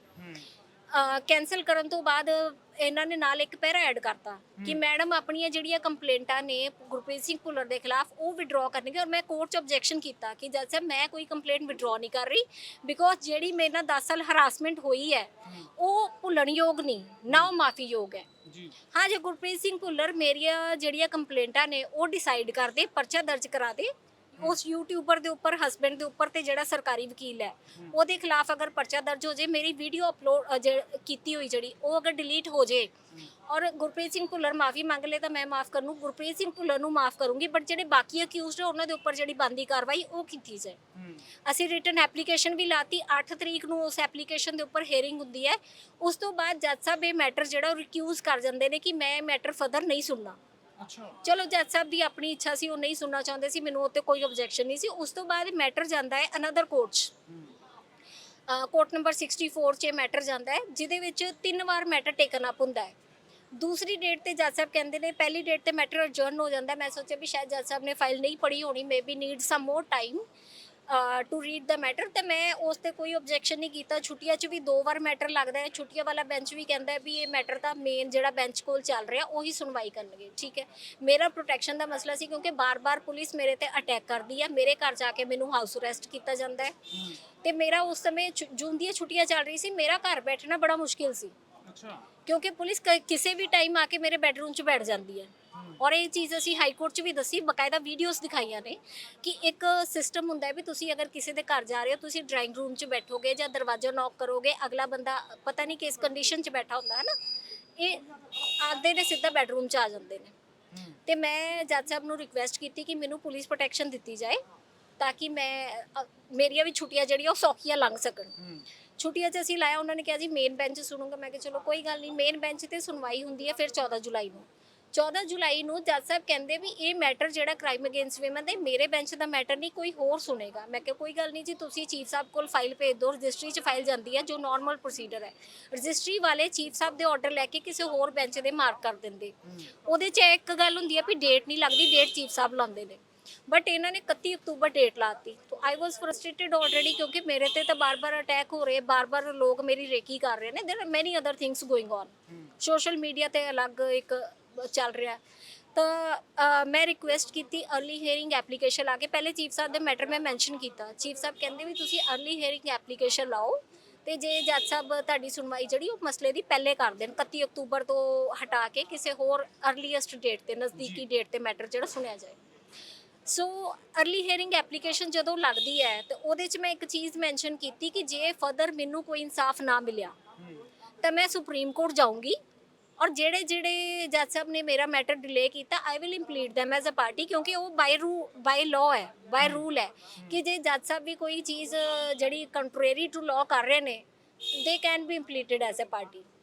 ਸੋ ਉਸ ਗੱਲ ਤੇ ਜੱਜ ਸਾਹਿਬ ਨੂੰ ਇੰਨਾ ਕੋਈ ਗੁੱਸਾ ਆ ਜਾਂਦਾ ਕਿ ਜੱਜ ਸਾਹਿਬ ਨੇ ਭੁੱਲਰ ਦੇ ਖਿਲਾਫ ਤਾਂ ਕੀ ਐਕਸ਼ਨ ਲੈਣਾ ਸੀ, ਉਹਨਾਂ ਨੇ ਮੇਰੇ ਤੇ ਐਕਸ਼ਨ ਲੈ ਕੇ ਇੱਕ ਕੰਟੈਂਪਟ ਨੋਟਿਸ ਇਸ਼ੂ ਕਰਤਾ ਕਿ ਮੈਡਮ ਤੁਸੀਂ ਸਾਡਾ ਨਾਂ ਲਿਖ ਕੇ ਬੜੀ ਵੱਡੀ ਗਲਤੀ ਕੀਤੀ ਹੈ, ਤੁਸੀਂ ਕੋਰਟ ਦੀ ਬੇਇੱਜ਼ਤੀ ਕੀਤੀ। ਔਰ ਮੇਰੀ ਐਪਲੀਕੇਸ਼ਨ 'ਚ ਕਿਤੇ ਵੀ ਕੋਈ ਡੈਰੋਗੇਟਰੀ ਲੈਂਗੁਏਜ ਨਹੀਂ, ਕੋਈ ਅਬਿਊਜ਼ਿੰਗ ਲੈਂਗੁਏਜ ਨਹੀਂ, ਕੋਈ ਐਲੀਗੇਸ਼ਨ ਨਹੀਂ। ਸਿਰਫ ਮੈਂ ਇਹ ਕਹਿ ਰਹੀ ਕਿ ਮੇਰਾ ਮੈਟਰ ਜਿਹੜਾ SC ST ਐਕਟ ਇੱਕ ਆਪਣੇ ਆਪ 'ਚ ਕਾਨੂੰਨ ਹੈ, ਉਹਦੀਆਂ ਪ੍ਰੋਵੀਜ਼ਨ ਨੂੰ ਫੋਲੋ ਕਰਦੇ ਹੋਏ ਮੇਰਾ ਮੈਟਰ ਜਿਹੜਾ ਉਹ ਔਨ ਟਾਈਮ ਜਿਹੜਾ ਟਾਈਮ ਬਾਉਂਡ ਮੈਨਰ 'ਚ ਡਿਸਾਈਡ ਕੀਤਾ ਜਾਏ, ਬਸ ਮੇਰੀ ਇੰਨੀ ਰਿਕੁਐਸਟ ਸੀ। ਔਰ ਮੈਂ ਇਹ ਕਿਹਾ ਸੀ ਵੀ ਜੇ ਨਹੀਂ ਹੁੰਦਾ ਇਹਦਾ ਮਤਲਬ ਤੁਸੀਂ ਨਹੀਂ ਕਰਨਾ, ਜੇ ਨਹੀਂ ਹੁੰਦਾ ਤਾਂ ਜੇ ਤੁਹਾਨੂੰ ਗੁੱਸਾ ਆ ਰਿਹਾ ਮੇਰੀ ਗੱਲ ਤੇ ਇਹਦਾ ਮਤਲਬ ਵੀ ਤੁਸੀਂ ਮੈਟਰ ਡਿਸਾਈਡ ਨਹੀਂ ਕਰਨਾ ਚਾਹੁੰਦੇ, ਤੁਸੀਂ ਕਹਿੰਦੇ ਹੋ ਵੀ ਮੈਟਰ ਪੈਂਡਿੰਗ ਪਿਆ ਰਹੇ। ਮੈਂ ਤਾਂ ਕਿਹਾ ਵੀ ਜੱਜ ਸਾਹਿਬ ਤੁਸੀਂ ਡਿਸਮਿਸ ਹੀ ਕਰ ਦਿਓ ਤਾਂ ਕਿ ਮੈਂ ਕੋਈ ਅਗਲੀ ਰੈਮੇਡੀ ਅਵੇਲ ਕਰ ਸਕਾਂ, ਕਿਉਂਕਿ ਜਦੋਂ ਤੱਕ ਮੈਟਰ ਪੈਂਡਿੰਗ ਹੈ ਤੁਸੀਂ ਕਿਸੇ ਵੀ ਕੋਰਟ 'ਚ ਚਲੇ ਜਾਓ, ਅਗਲੇ ਕੋਰਟ ਨੇ ਵੀ ਇਹੀ ਕਹਿਣਾ ਵੀ ਜੱਜ ਸਾਹਿਬ ਜਦ ਤੱਕ ਆਰਡਰ ਨਹੀਂ ਕਰਦੇ ਅਸੀਂ ਕੋਈ ਇਹਦੇ ਤੇ ਨਹੀਂ ਕਰ ਸਕਦੇ। ਸੁਪਰੀਮ ਕੋਰਟ ਚਲੇ ਜਾਓ ਮੈਟਰ ਰਿਮਾਂਡ ਬੈਕ ਹੋਣਾ, ਉਸ ਤੋਂ ਇਲਾਵਾ ਸੁਪਰੀਮ ਕੋਰਟ ਵੀ ਕੋਈ ਆਰਡਰ ਨਹੀਂ ਕਰ ਸਕਦਾ। ਹਾਂ ਜੇ ਕੋਈ ਡਿਸਮਿਸਲ ਆਰਡਰ ਆ ਜਾਏ ਤਾਂ ਉਹਨੂੰ ਅਸੀਂ ਚੈਲੰਜ ਕਰ ਸਕਦੇ। ਸੋ ਜੱਜ ਸਾਹਿਬ ਨੂੰ ਇੰਨਾ ਕੁ ਗੁੱਸਾ ਆਇਆ ਕਿ ਜੱਜ ਸਾਹਿਬ ਨੇ ਪਹਿਲਾਂ ਇੱਕ ਦਿਨ ਪਹਿਲਾਂ ਹੀ ਸ਼ਾਇਦ ਪੂਰੀ ਪਲੈਨਿੰਗ ਕੀਤੀ ਸੀ। ਉੱਥੇ 2 ਲੇਡੀ ਕਾਂਸਟੇਬਲਾਂ ਬੁਲਾਈਆਂ ਜਾਂਦੀਆਂ ਨੇ ਮੇਰੇ ਕੋਰਟ 'ਚ ਜਾਣ ਤੋਂ ਪਹਿਲੇ। 22 ਜੁਲਾਈ ਨੂੰ ਮੈਟਰ ਟੇਕਨ ਅਪ ਹੋਇਆ ਸੀ। 22 ਜੁਲਾਈ ਨੂੰ ਜਦੋਂ ਮੈਂ 10 ਵਜੇ ਕੋਰਟ 'ਚ ਪਹੁੰਚਦੀ ਆ, ਉੱਥੇ ਮਾਹੌਲ ਇਦਾਂ ਦਾ ਸੀ ਵੀ ਜਿਵੇਂ ਕਿ ਜੱਜ ਸਾਹਿਬ ਨੇ ਅੱਜ ਹੀ ਆਰਡਰ ਕਰਕੇ ਮੈਨੂੰ ਜੇਲ੍ਹ 'ਚ ਪਾਣਾ ਹੋਵੇ। 2 ਪੁਲਿਸ ਮੁਲਾਜ਼ਮਾਂ ਬੁਲਾਈਆਂ ਜਾਂਦੀਆਂ ਨੇ, 1 ਪੁਲਿਸ ਵਾਲਾ ਬੁਲਾਇਆ ਜਾਂਦਾ ਹੈ। ਉਸ ਤੋਂ ਇਲਾਵਾ ਬਾਰ ਕੌਂਸਲ ਦਾ ਮੈਂਬਰ ਉੱਥੇ ਮੌਜੂਦ ਹੁੰਦਾ ਹੈ, ਬਾਰ ਐਸੋਸੀਏਸ਼ਨ ਦਾ ਟ੍ਰੈਜਰਰ ਤੇ ਜੁਆਇੰਟ ਸੈਕਟਰੀ ਉੱਥੇ ਬੈਠਦੇ ਨੇ। ਔਰ ਮੈਨੂੰ ਇਸ ਤਰੀਕੇ ਨਾਲ ਦੇਖਿਆ ਜਾਂਦਾ ਕਿ ਜਿਸ ਤਰ੍ਹਾਂ ਪਤਾ ਨਹੀਂ ਮੈਂ ਬੌਰਨ ਕ੍ਰਿਮੀਨਲ ਆ। ਜੱਜ ਸਾਹਿਬ ਮੈਨੂੰ ਕਹਿੰਦੇ ਨੇ ਮੈਡਮ ਤੁਹਾਨੂੰ ਪਤਾ ਤੁਸੀਂ ਇੰਗਲਿਸ਼ 'ਚ ਬੋਲਦੇ ਨੇ, ਉਹ ਐਕਚੁਅਲੀ ਪੰਜਾਬੀ ਨਹੀਂ ਬੋਲਦੇ। ਮੈਨੂੰ ਕਹਿੰਦੇ ਕਿ ਮੈਡਮ ਇੱਕ ਦਿਨ ਮੇਰਾ ਮੈਟਰ ਲੱਗਾ ਸੀ, ਮੈਂ ਪੰਜਾਬੀ ਬੋਲਤੀ ਤੇ ਜੱਜ ਸਾਹਿਬ ਕਹਿੰਦੇ ਵੀ madam you are appearing before high court not tehsildar. ਮੈਂ ਉਹ ਕੰਡੈਮ ਵੀ ਕੀਤੇ ਹੋਏ ਕਮੈਂਟਸ। ਅੱਛਾ ਜੀ, ਇਹ ਮੈਂ ਦਿਖਾ ਵੀ ਦਿੰਦੀ। ਉਹ ਕਮੈਂਟਸ ਮੈਂ ਕੰਡੈਮ ਵੀ ਕੀਤੇ ਬਿਕੋਜ਼ ਅਸੀਂ ਪੰਜਾਬ 'ਚ ਰਹਿ ਰਹੇ ਹਾਂ ਔਰ ਮੈਨੂੰ ਲੱਗਦਾ ਵੀ ਪੰਜਾਬੀ ਬੋਲਣਾ ਕੋਈ ਕ੍ਰਾਈਮ ਨਹੀਂ ਆ ਔਰ ਰੀਜਨਲ ਲੈਂਗੁਏਜ ਬੋਲਣਾ। ਇਹ ਜੱਜ ਸਾਹਿਬ ਦੇ ਮੈਂ ਕਮੈਂਟ ਵੀ ਜਿਹੜੇ ਨੇ ਕੰਡੈਮ ਕੀਤੇ ਹੋਏ ਨੇ ਇਹਦੇ 'ਚ। ਨਹੀਂ ਉਹਨਾਂ ਨੂੰ ਇਸ ਗੱਲ ਦੀ ਖਿੱਚ ਤਾਂ ਨਹੀਂ ਆ ਗਈ ਵੀ ਜਿੱਥੇ ਵੀ ਜਾਂਦੇ ਨੇ ਜਿਹੜੀ ਵੀ ਪਾਰਟੀ ਨੂੰ ਵਿੱਚ ਪਾਰਟੀ ਬਣਾ ਲੈਂਦੇ ਨੇ, ਮਤਲਬ ਇੰਨਾ ਮਸਲਾ ਕੰਪਲਿਕੇਟਡ ਕਿਵੇਂ ਹੋ ਗਿਆ? ਜੱਜ ਸਾਹਿਬ ਗੁਰਪ੍ਰੀਤ ਸਿੰਘ ਭੁੱਲਰ ਜੱਜ ਸਾਹਿਬ ਨੇ ਸਿਰਫ ਇੱਕ ਆਰਡਰ 'ਚ ਨਹੀਂ, ਮੇਰਾ ਕਲਾਇੰਟ ਕੇਸ ਲੱਗਦਾ ਇਹਨਾਂ ਕੋਲ 25 ਤਰੀਕ ਨੂੰ। ਜੱਜ ਸਾਹਿਬ ਨੇ ਨੋਟਿਸ ਇਸ਼ੂ ਕਰਤਾ ਸੀ, ਬਾਹਰ ਆ ਗਏ। ਫਿਰ ਜੱਜ ਸਾਹਿਬ ਨੂੰ ਗੁੱਸਾ ਇੰਨਾ ਕਿ ਹੈ ਕਿ ਜੱਜ ਸਾਹਿਬ ਨੇ 25 ਤਰੀਕ ਨੂੰ ਇੱਕ ਕਲਾਇੰਟ ਕੇਸ ਆਂਦਾ ਜਿਹਦੇ 'ਚ ਮੈਂ ਆਪ ਅਪੀਅਰ ਨਹੀਂ ਹੋਈ। ਮੈਂ ਕਿਸੇ ਹੋਰ ਵਕੀਲ ਨੂੰ ਕਿਹਾ ਵੀ ਤੁਸੀਂ ਪੇਸ਼ ਹੋ ਜਾਓ। ਜੱਜ ਸਾਹਿਬ ਕਹਿੰਦੇ ਵੀ ਤੁਹਾਡੇ ਆਰਗੂਮੈਂਟ ਮੈਂ ਨਹੀਂ ਸੁਣਨੇ, ਤੁਹਾਡੇ ਵਕਾਲਤਨਾਮੇ ਤੇ ਸਾਈਨ ਨਹੀਂ ਆ। ਬਟ ਯੂਜ਼ਲੀ ਅਸੀਂ ਚਲੇ ਜਾਂਦੇ ਇੱਕ ਦੂਜੇ ਦੇ ਕੇਸ ਤੇ। ਕਈ ਕੇਸਾਂ 'ਚ ਮੈਂ ਅਪੀਅਰ ਹੋਈ ਹਾਂ ਜਿੱਥੇ ਮੇਰੇ ਵਕਾਲਤਨਾਮੇ ਤੇ ਸਾਈਨ ਨਹੀਂ, ਪਰ ਕਿਸੇ ਵੀ ਜੱਜ ਸਾਹਿਬ ਨੇ ਅੱਜ ਤੱਕ ਕੋਈ ਆਬਜੈਕਸ਼ਨ ਨਹੀਂ ਕੀਤਾ।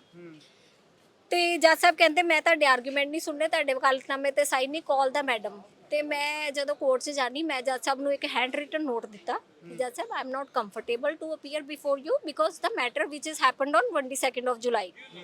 ਤੇ ਮੈਂ ਕਿਹਾ ਜੀ ਤੁਸੀਂ ਮੇਰੇ ਕੋਲੀਗ ਨੂੰ ਆਰਗਿਊ ਕਰਨ ਦਿਓ। ਤੇ ਇਹਨਾਂ ਨੇ ਉਹਨੂੰ ਬੰਦੇ ਨੂੰ ਕਹਿਤਾ ਜਿਹੜਾ ਕੋਰਟ 'ਚ ਹੁੰਦਾ ਹੈ, ਉਹਨੂੰ ਕਹਿੰਦਾ ਜੀ ਤੂੰ ਕੋਈ ਨੋਟ ਨਹੀਂ ਲੈਣਾ, ਜਿਸ ਤਰ੍ਹਾਂ ਆਪਾਂ ਕੋਈ ਪਰਚੀ ਅੱਗੇ ਭੇਜਦੇ ਆ। ਉਹ ਕਹਿੰਦਾ ਜੀ ਡੋਂਟ ਐਕਸੈਪਟ ਦਾ ਨੋਟ। ਤੇ ਅਸੀਂ ਬਾਹਰ ਆ ਜਾਂਦੇ ਹਾਂ। ਉਸ ਤੋਂ ਬਾਅਦ ਮੈਨੂੰ ਪਤਾ ਲੱਗਦਾ ਵੀ ਜੱਜ ਸਾਹਿਬ ਕੋਰਟ ਛੱਡ ਕੇ ਚਲੇ ਗਏ। ਵੀ ਜੱਜ ਸਾਹਿਬ ਦਾ ਗੁੱਸਾ ਦੇਖੋ, ਮੈਂ ਤਾਂ ਬਾਹਰ ਆ ਗਈ, ਮੈਂ ਕੋਈ ਆਬਜੈਕਸ਼ਨ ਨਹੀਂ ਕੀਤਾ, ਪਰ ਜੱਜ ਸਾਹਿਬ ਕੋਰਟ ਛੱਡ ਕੇ ਚਲੇ ਗਏ। ਫਿਰ ਮੈਨੂੰ ਬਾਹਰ ਵਾਲੇ ਕਹਿੰਦੇ ਨੇ ਜੀ ਮੈਡਮ ਤੁਹਾਡੇ ਕਰਕੇ ਕਿੰਨੇ ਵਕੀਲਾਂ ਦੇ ਮਸਲੇ ਖਰਾਬ ਹੋ ਗਏ ਕਿ ਜੱਜ ਸਾਹਿਬ ਤਾਂ ਉੱਠ ਕੇ ਚਲੇ ਗਏ। ਫਿਰ ਜੱਜ ਸਾਹਿਬ ਨੇ ਕੀ ਕੀਤਾ ਵੀ ਆ ਇੱਕ ਮੇਰਾ ਮੈਟਰ ਲੱਗਦਾ ਜਿਹਦੇ 'ਚ ਫਿਰ ਜੱਜ ਸਾਹਿਬ ਲਿਖ ਦਿੰਦੇ ਨੇ ਵੀ ਮੈਡਮ ਤੇ ਕੰਟੈਂਪਟ ਇਸ਼ੂ ਹੈ। ਔਰ ਉਸ ਕੰਟੈਂਪਟ ਦਾ ਫਾਇਦਾ ਕੌਣ ਲੈਂਦਾ ਹੈ? ਗੁਰਪ੍ਰੀਤ ਸਿੰਘ ਭੁੱਲਰ। ਇਹਨਾਂ ਦੇ ਖਿਲਾਫ ਸਸਪੈਂਸ਼ਨ ਕੇਸ ਚੱਲ ਰਿਹਾ, ਮੈਂ ਸਸਪੈਂਸ਼ਨ ਵੀ ਪਾਈ ਹੋਈ ਇਹਨਾਂ ਦੀ ਵੀ ਇਹਨਾਂ ਨੂੰ ਸਸਪੈਂਡ ਕੀਤਾ ਜਾਏ।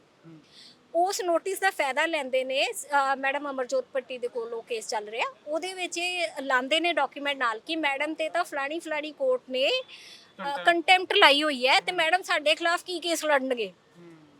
ਸੋ ਮਸਲਾ ਇਹ ਕਿ ਜਿੱਥੇ ਰਸੂਖਦਾਰ ਬੰਦਾ ਆ ਗਿਆ, ਹੁਣ ਗੁਰਪ੍ਰੀਤ ਸਿੰਘ ਭੁੱਲਰ 250 ਕਰੋੜ ਦੀ ਪ੍ਰਾਪਰਟੀ ਦਾ ਮਾਲਿਕ। ਔਰ ਕੁਐਸਚਨ ਇਹ ਹੈ ਕਿ 3 ਬੰਦੇ ਆਈਪੀਐਸ ਰਹੇ ਨੇ ਇਹਨਾਂ ਦੇ ਘਰ 'ਚ, ਇਹਨਾਂ ਦੇ ਦਾਦਾ ਜੀ, ਇਹਨਾਂ ਦੇ ਫਾਦਰ ਸਾਹਿਬ ਔਰ ਗੁਰਪ੍ਰੀਤ ਸਿੰਘ ਭੁੱਲਰ ਜੀ ਆਪ। ਇਹਨਾਂ ਕੋਲ 250 ਕਰੋੜ ਦੀ ਪ੍ਰਾਪਰਟੀ ਕਿਵੇਂ ਆਈ? ਆਈਪੀਐਸ ਦੀ ਸੈਲਰੀ ਕਿੰਨੀ ਹੁੰਦੀ ਹੈ? ਆਈਪੀਐਸ ਦੀ ਸੈਲਰੀ 'ਚ ਖਰਚੇ ਕੱਢ ਰਹੇ ਨੇ ਜਾਂ 250 ਕਰੋੜ ਦੀ ਪ੍ਰਾਪਰਟੀ ਬਣਾ ਰਹੇ ਨੇ? ਹੁਣ ਜਦੋਂ ਰਸੂਖਦਾਰ ਬੰਦੇ ਦੇ ਕੇਸ ਆਇਆ ਤਾਂ ਸਾਰਾ ਲਾਅ ਹੀ ਚੇਂਜ ਹੋ ਜਾਂਦਾ ਹੈ। ਹੁਣ ਇੱਕ ਹਾਈ ਕੋਰਟ ਦੀ ਜਜਮੈਂਟ ਹੈ ਜਿਹਦੇ 'ਚ ਇਹ ਕਿਹਾ ਜਾਂਦਾ ਹੈ ਕਿ ਲਲਿਤਾ ਕੁਮਾਰੀ ਜਜਮੈਂਟ ਦਾ ਵਾਇਓਲੇਸ਼ਨ ਅਗਰ ਪੁਲਿਸ ਵੀ ਕਰ ਰਹੀ ਹੈ ਤਾਂ ਦੇ ਆਰ ਕੰਡੈਮਨਰ, ਉਹਨਾਂ ਦੇ ਖਿਲਾਫ ਵੀ ਕੰਟੈਂਪਟ ਹੈ। ਔਰ ਇਹ ਜਜਮੈਂਟ ਮੇਰੇ ਤੇ ਲਾਗੂ ਨਹੀਂ ਹੋ ਰਹੀ। ਮੇਰੇ ਕੇਸ 'ਚ ਜਦੋਂ ਅਸੀਂ ਪਰਚਾ ਦਰਜ ਕਰਾਉਣ ਦੀ ਗੱਲ ਕਰਦੇ ਆ ਤੇ ਕਹਿੰਦੇ ਪਰਚੇ ਦੀ ਰਿਕੁਆਇਰਮੈਂਟ ਹੀ ਨਹੀਂ, ਤੁਸੀਂ ਆਪਣੇ ਐਲੀਗੇਸ਼ਨ ਵਿਡਰਾਅ ਕਰੋ। ਜੇ ਐਲੀਗੇਸ਼ਨ ਵਿਡਰਾਅ ਨਹੀਂ ਕਰਦੇ ਅਸੀਂ ਤੁਹਾਡੇ ਤੇ ਕੰਟੈਂਪਟ ਲਾਵਾਂਗੇ। ਹੁਣ ਅੱਜ ਮੈਂ ਉਹ ਕੰਟੈਂਪਟ ਚੈਲੰਜ ਕੀਤੀ ਔਰ ਚੀਫ ਸਾਹਿਬ ਦੇ ਮੈਟਰ ਲੱਗਿਆ ਸੀ, ਉਹਦੇ 'ਚ ਸਾਨੂੰ ਐਡਜਰਨ ਹੋ ਗਿਆ ਮੈਟਰ ਕਿਉਂਕਿ ਕੁਝ ਹੋਰ ਜਜਮੈਂਟਸ ਦੀ ਰਿਕੁਆਇਰਮੈਂਟ ਸੀ ਜੋ ਜੱਜ ਸਾਹਿਬ ਨੇ ਕਹੀ। ਮੈਨੂੰ ਇੱਕ ਗੱਲ ਨਹੀਂ ਸਮਝ ਲੱਗੀ, ਇਹ ਤੁਹਾਡਾ ਪਰਿਵਾਰਕ ਮਸਲਾ, ਤੁਹਾਡਾ ਡਿਵੋਰਸ ਦਾ ਮਸਲਾ, ਇਹ ਮਸਲਾ ਚੱਲਦਾ ਗੁਰਪ੍ਰੀਤ ਸਿੰਘ ਭੁੱਲਰ, ਹਾਈ ਕੋਰਟ ਦੇ ਜੱਜਸ, ਉਹ ਯੂਟਿਊਬਰ, ਇਹ ਮਤਲਬ ਬਣ ਕੀ ਗਿਆ ਹੈ? ਇਹ ਕਿਵੇਂ ਇਨਵੋਲਵ ਹੋ ਗਏ ਵਿੱਚ ਇਹ ਸਾਰੀਆਂ ਚੀਜ਼ਾਂ? ਮਤਲਬ ਹੁਣ ਠੀਕ ਹੈ, ਲੋਕਾਂ ਦੇ ਤਲਾਕ ਹੁੰਦੇ ਨੇ, ਲੋਕਾਂ ਦੀਆਂ ਮੈਰਿਜਸ ਦੇ ਡਿਸਪਿਊਟ ਹੁੰਦੇ ਨੇ, ਮਤਲਬ ਠੀਕ ਹੈ, ਉਹਦੇ ਵਿੱਚ ਡੌਰੀ ਦਾ ਕੇਸ ਹੁੰਦਾ ਹੈ ਜਾਂ ਬੜੇ ਸੋਸਾਇਟੀ ਦੇ ਵਿੱਚ ਬੜਾ ਕੁਝ ਚੱਲ ਰਿਹਾ ਹੈ। ਪਰ ਦੇਖਿਆ ਇਹ ਕੇਸ ਦੇ ਵਿੱਚ ਮਤਲਬ Gurpreet Singh Bhullar commissioner of police, ਤੁਸੀਂ ਉਹਨਾਂ ਦਾ ਸਸਪੈਂਸ਼ਨ ਲਈ ਕੇਸ ਕਰਿਆ ਹੋਇਆ ਹੈ, ਤੁਸੀਂ ਜੱਜ ਸਾਹਿਬ ਨੂੰ ਵੀ ਪਾਰਟੀ ਬਣਾਉਣ ਦੀ ਗੱਲ ਕਰਦੇ ਹੋ, ਮਤਲਬ ਇਹ ਚੀਜ਼ਾਂ ਕੰਪਲਿਕੇਟਡ ਕਿਵੇਂ ਹੋ ਗਈਆਂ ਇੰਨੀਆਂ? ਕੰਪਲਿਕੇਟਡ ਇਦਾਂ ਹੋ ਗਿਆ ਕਿ ਅਸੀਂ ਬਾਈ ਪ੍ਰੋਸੈਸ ਚੱਲਦੇ ਗਏ। ਹੁਣ ਜਦੋਂ ਬੰਦਾ ਆਪਣੇ ਪਰਿਵਾਰ ਤੋਂ ਦੁਖੀ ਹੁੰਦਾ ਹੈ, ਤੁਸੀਂ ਪਰਿਵਾਰ ਕਹਿ ਰਹੇ ਹੋ, ਖੈਰ ਮੈਂ ਤਾਂ ਉਹਨੂੰ ਪਰਿਵਾਰ ਨਹੀਂ ਮੰਨਦੀ, ਕਿਉਂਕਿ ਜਿਹੜਾ ਬੰਦਾ ਆਪਣੀ ਜਨਾਨੀ ਨੂੰ ਦੂਜਿਆਂ ਤੋਂ ਐਕਸਪਲੋਇਟ ਕਰਾ ਰਿਹਾ ਉਹ ਪਰਿਵਾਰ ਤਾਂ ਨਹੀਂ ਹੋ ਸਕਦਾ। ਪਰ ਚਲੋ, ਜਿਹੜੇ ਵੀ ਬੰਦੇ ਨਾਲ ਮੇਰੀ ਮੈਰਿਜ ਹੋਈ ਸੀ, ਉਹਨੇ ਜਦੋਂ ਮੈਨੂੰ ਐਕਸਪਲੋਇਟ ਕੀਤਾ ਤੇ ਮੇਰੇ ਕੋਲ ਇੱਕੋ ਇੱਕ ਆਪਸ਼ਨ ਸੀ, ਪੁਲਿਸ ਕੋਲ ਜਾ ਕੇ ਪਰਚਾ ਦਰਜ ਕਰਾਉਣ ਦੀ। ਅਸੀਂ ਪੁਲਿਸ ਪ੍ਰਸ਼ਾਸਨ ਕੋਲ ਗਏ, ਪਰ ਪੁਲਿਸ ਸ਼ਾਇਦ ਕਹਿ ਲਓ ਵੀ ਕੰਪਰੋਮਾਈਜ਼ ਹੋ ਗਈ, ਜਾਂ ਜੋ ਵੀ ਤੁਸੀਂ ਵਧੀਆ ਸਮਝੋ ਇਹ ਤੇ ਹੈ ਨਾ ਆਪਣਾ ਓਪੀਨੀਅਨ। ਪੁਲਿਸ ਨੇ ਸਾਡੀ ਸੁਣਵਾਈ ਨਹੀਂ ਕੀਤੀ। ਹੁਣ ਪੁਲਿਸ ਤੋਂ ਬਾਅਦ ਸਾਡੇ ਕੋਲ ਇੱਕੋ ਹੀ ਰੁਖ ਸੀਗਾ, ਉਹ ਸੀ ਕੋਰਟ ਦਾ। ਜਦੋਂ ਅਸੀਂ ਕੋਰਟ 'ਚ ਜਾਂਦੇ ਆ ਤੇ ਕੋਰਟ 'ਚ ਸਾਨੂੰ ਕਿਹਾ ਜਾਂਦਾ ਵੀ ਤੁਸੀਂ ਰਸੂਖਦਾਰ ਬੰਦੇ ਦੇ ਖਿਲਾਫ ਐਲੀਗੇਸ਼ਨ ਵਿਡਰਾ ਕਰੋ। ਇਹ ਕਿੱਦਾਂ ਪੋਸੀਬਲ ਹੈ? ਜਿਹੜੇ ਬੰਦੇ ਨੇ 10 ਸਾਲ ਇੰਨੇ ਕਸ਼ਟ ਝੱਲੇ ਹੋਣ, ਇਸ ਪ੍ਰੋਫੈਸ਼ਨ 'ਚ ਆ ਕੇ ਵੀ ਉਸ ਬੰਦੇ ਨੇ ਮੈਨੂੰ ਸੁੱਖ ਦਾ ਸਾਹ ਨਹੀਂ ਲੈਣ ਦਿੱਤਾ, ਮੈਂ ਐਲੀਗੇਸ਼ਨ ਕਿਵੇਂ ਵਿਡਰਾ ਕਰ ਲਾਂ? ਜਾਂ ਤਾਂ ਭੁੱਲਰ ਸਾਹਿਬ ਪਰਚਾ ਦਰਜ ਕਰ ਦੇਣ ਤੇ ਮੈਨੂੰ ਇਨਸਾਫ ਦੇਣ, ਤੇ ਮੈਂ ਜੋ ਇਹਨਾਂ ਦੇ ਖਿਲਾਫ ਐਲੀਗੇਸ਼ਨ ਲਾਏ ਮੈਂ ਵਿਡਰਾ। ਮੇਰਾ ਐਲੀਗੇਸ਼ਨ ਤਾਂ ਇਹੀ ਹੈ ਵੀ ਪਰਚਾ ਦਰਜ ਨਹੀਂ ਹੋ ਰਿਹਾ, ਉਹ ਪਰਚਾ ਦਰਜ ਕਰ ਦੇਣ, ਸਾਡੀ ਲੜਾਈ ਖਤਮ ਹੁੰਦੀ ਹੈ। ਪਰ ਕੀ ਕੋਰਟ ਮੈਨੂੰ ਪ੍ਰੈਸ਼ਰਾਈਜ਼ ਕਰ ਸਕਦੀ ਹੈ ਵੀ ਤੁਸੀਂ ਉਸ ਪੁਲਿਸ ਆਫੀਸਰ ਦੇ ਖਿਲਾਫ ਐਲੀਗੇਸ਼ਨ ਵਿਡਰਾ ਕਰੋ ਜਿਹੜਾ ਤੁਹਾਡੀ ਸੁਣਵਾਈ ਨਹੀਂ ਕਰ ਰਿਹਾ, ਜਿਹੜਾ ਤੁਹਾਨੂੰ ਘਰ 'ਚ ਅਰੈਸਟ ਕਰਾ ਰਿਹਾ, ਜਿਹੜਾ ਤੁਹਾਡੇ ਐਕਸੀਡੈਂਟ ਕਰਵਾ ਰਿਹਾ, ਜਿਹੜਾ ਮੇਰੀ ਰੇਕੀ ਕਰਵਾ ਰਿਹਾ? ਜਨਾਬ, ਮੈਂ ਇੱਥੋਂ ਜਦੋਂ ਬਾਹਰ ਨਿਕਲਦੀ ਆ ਨਾ, 4 ਬੰਦੇ ਮੈਨੂੰ ਫੋਲੋ ਕਰਦੇ ਨੇ, ਔਰ ਅਸੀਂ ਇੱਕ ਇੱਕ ਚੀਜ਼ ਕੈਪਚਰ ਕਰਕੇ ਕੋਰਟ 'ਚ ਨਹੀਂ ਦੇ ਸਕਦੇ। I am a normal human being. ਮੇਰੇ ਲਈ ਕਿਵੇਂ ਪੋਸੀਬਲ ਹੈ ਵੀ ਜੇ 4 ਬੰਦੇ ਮੈਨੂੰ ਕਿਤੇ ਕਿਤੇ ਖੜੇ ਹੋ ਕੇ ਫੋਲੋ ਕਰ ਰਹੇ ਨੇ ਤੇ ਮੈਂ ਉਹਨਾਂ ਸਾਰਿਆਂ ਦੀ ਵੀਡੀਓ ਬਣਾ ਕੇ ਕੋਰਟ 'ਚ ਦੇ ਦਾਂ? ਪੋਸੀਬਲ ਹੈ? ਮੇਰੇ ਘਰ ਦੇ ਐਡਰੈਸ ਪੁੱਛੇ ਜਾਂਦੇ ਨੇ, ਮੈਨੂੰ ਉਹਨਾਂ ਨੰਬਰਾਂ ਤੋਂ ਕਾਲ ਆਉਂਦੀ ਜਿਨ੍ਹਾਂ ਨਾਲ ਮੇਰਾ ਕੋਈ ਸਰੋਕਾਰ ਨਹੀਂ। ਉਹ ਬੰਦੇ ਜਾ ਕੇ ਮੇਰੇ ਖਿਲਾਫ ਕੰਪਲੇਂਟਾਂ ਦੇ ਕੇ ਕਹਿੰਦੇ ਮੈਡਮ ਨੇ ਸਾਨੂੰ ਧਮਕੀ ਦਿੱਤੀ। ਧਮਕੀ ਕਿੱਥੇ ਦਿੱਤੀ? ਫੋਨ ਤੇ ਦਿੱਤੀ, ਮਿਲ ਕੇ ਦਿੱਤੀ, ਤੁਹਾਡੇ ਘਰ ਆ ਕੇ ਦਿੱਤੀ। ਤੁਸੀਂ ਕੋਈ ਐਵੀਡੈਂਸ ਦਿਓ। ਕੋਈ ਐਵੀਡੈਂਸ ਨਹੀਂ, ਔਰ ਮੇਰੇ ਖਿਲਾਫ ਕੰਪਲੇਂਟ ਦਰਜ ਹੋ ਜਾਂਦੀ ਹੈ। ਮੈਂ ਨਾ ਇੱਕ ਤੁਹਾਨੂੰ ਪਰਸਨਲ ਸਵਾਲ ਪੁੱਛਣਾ, ਤੁਸੀਂ ਜਵਾਬ ਦੇਣਾ, ਤੁਹਾਨੂੰ ਠੀਕ ਲੱਗਦਾ ਤਾਂ ਦਿਓ, ਨਹੀਂ ਤੁਹਾਡੀ ਮਰਜ਼ੀ ਹੈ। ਤੁਹਾਡੀ ਮੈਰਿਜ ਹੁੰਦੀ ਹੈ, ਤੁਸੀਂ ਜਿਵੇਂ ਆਫ ਕੈਮਰਾ ਦੱਸਿਆ ਵੀ ਚਲੋ ਤੁਹਾਡੀ ਲਵ ਮੈਰਿਜ ਸੀਗੀ। ਅਕਸਰ ਚਲੋ ਆਪਾਂ ਦੇਖਦੇ ਹਾਂ ਵੀ ਇੱਕ ਕੋਈ ਮੈਰਿਜ ਵਰਕ ਕਰਦੀ ਹੈ, ਕਈ ਰਿਸ਼ਤੇ ਨਹੀਂ ਵਰਕ ਕਰਦੇ ਹੈਗੇ, ਤਾਂ ਉਹਦੇ ਵਿੱਚ ਪਹਿਲਾਂ ਇਹ ਹੁੰਦਾ ਵੀ ਠੀਕ ਹੈ, ਕਈ ਵਾਰ ਤਾਂ ਮਿਊਚੁਅਲ ਅੰਡਰਸਟੈਂਡਿੰਗ ਦੇ ਨਾਲ ਡਾਈਵੋਰਸ ਫਾਈਲ ਕਰ ਦਿੱਤਾ ਜਾਂਦਾ, ਲੈ ਲਿਆ ਜਾਂਦਾ, ਜਾਂ ਫਿਰ ਜੇ ਜਦੀ ਨਹੀਂ ਸਹਿਮਤੀ ਬਣਦੀ ਤਾਂ ਕੋਰਟ ਦੇ ਵਿੱਚ ਜਾ ਕੇ ਆਪਾਂ ਡਾਈਵੋਰਸ ਫਾਈਲ ਕਰਦੇ ਹਾਂ।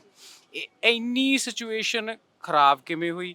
ਇਹ ਰਿਸ਼ਤਾ ਤੁਹਾਡਾ ਇੰਨਾ ਮਤਲਬ ਕੰਪਲਿਕੇਟਡ ਕਿਵੇਂ ਹੋ ਗਿਆ? ਗੱਲ ਪਰਚਿਆਂ ਤੱਕ ਕਿਵੇਂ ਪਹੁੰਚ ਗਈ? ਮਤਲਬ ਡਾਈਵੋਰਸ ਵੱਲ ਜਾਂਦੀ ਜਾਂਦੀ ਇਹ ਸੈਕਸ਼ੂਅਲ ਵਾਇਲੇਸ਼ਨ ਵੱਲ ਜਾਂ ਡੋਮੈਸਟਿਕ ਵਾਇਲੈਂਸ ਜਾਂ ਜੋ ਵੀ ਤੁਸੀਂ ਚੀਜ਼ਾਂ ਦੱਸੀਆਂ ਨੇ, ਇਹ ਉਧਰਲੇ ਪਾਸੇ ਨੂੰ ਕਿਵੇਂ ਡਾਇਵਰਟ ਹੋ?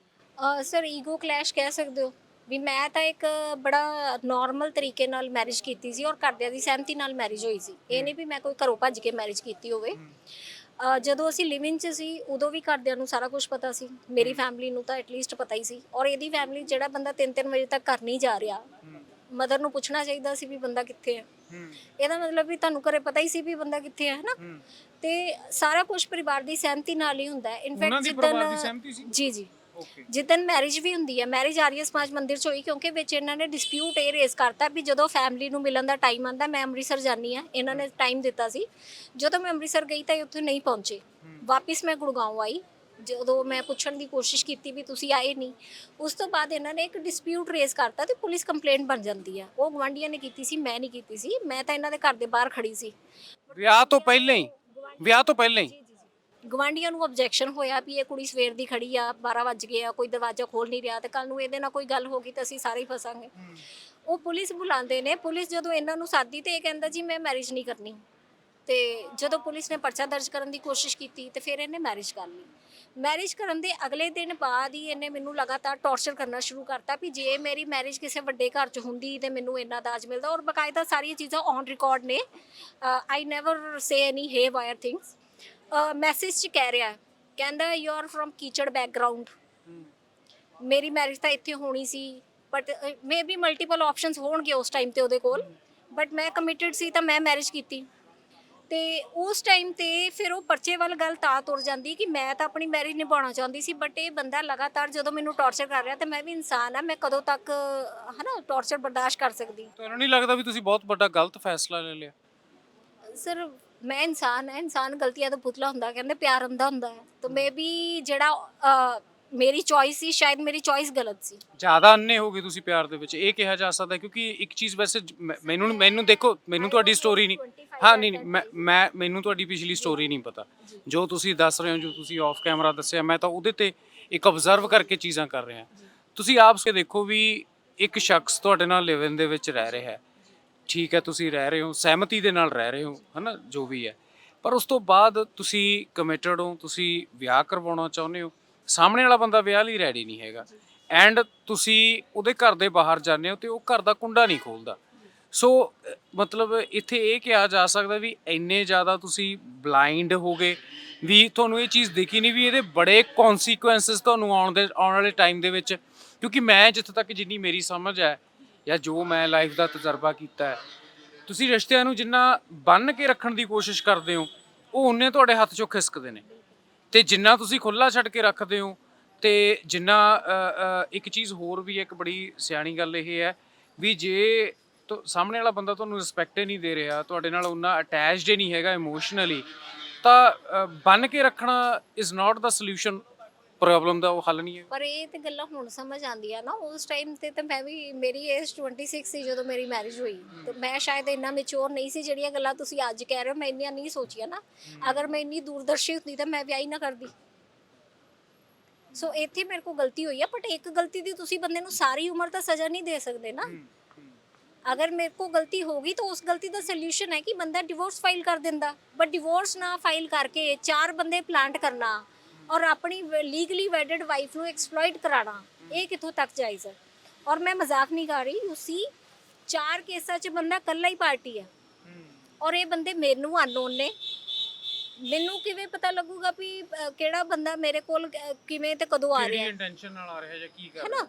ਤੇ ਇਹ 4 ਕੇਸਾਂ 'ਚ ਬੰਦਾ ਪਾਰਟੀ ਬੰਦਾ, ਫਿਰ ਇੱਕ ਅਰੈਸਟ ਆਰਡਰ ਨਿਕਲਦਾ ਹੈ। ਜਿਹੜੇ ਕੇਸ 'ਚ ਗਵਾਹ ਬਣਿਆ ਹੋਇਆ ਸੀ, ਉਸੇ ਕੇਸ 'ਚ ਜਦੋਂ ਇਹ ਕੋਰਟ 'ਚ ਨਹੀਂ ਜਾਂਦਾ ਤਾਂ ਕੋਰਟ ਇੱਕ ਅਰੈਸਟ ਆਰਡਰ ਕੱਢਦੀ ਹੈ ਇਹਦੇ ਖਿਲਾਫ।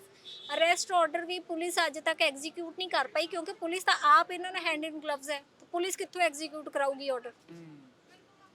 ਸੋ ਕੰਪਲੀਟਲੀ ਇੱਕ pre planned cooked up story ਜਿਹੜੀ ਉਹ ਬਣਾਈ ਜਾਂਦੀ ਇਹਨਾਂ ਵੱਲੋਂ, ਤਾਂ ਕਿ ਮੈਡਮ ਨੂੰ ਕਿਸੇ ਨਾ ਕਿਸੇ ਤਰੀਕੇ ਅਸੀਂ ਜੇਲ੍ਹ 'ਚ ਪਾਈਏ ਔਰ ਆਪਣਾ ਮਨਚਾਹਾ ਆਰਡਰ ਕਰਾਈਏ, ਜੋ ਕਿ ਹੁਣ ਕੋਟਾ ਤੋਂ ਤੁਸੀਂ ਕੀ ਚਾਹੁੰਦੇ ਹੋ? ਤੁਹਾਡੇ ਕੀ ਮਤਲਬ, ਤੁਸੀਂ ਡਾਈਵੋਰਸ ਚਾਹੁੰਦੇ ਹੋ?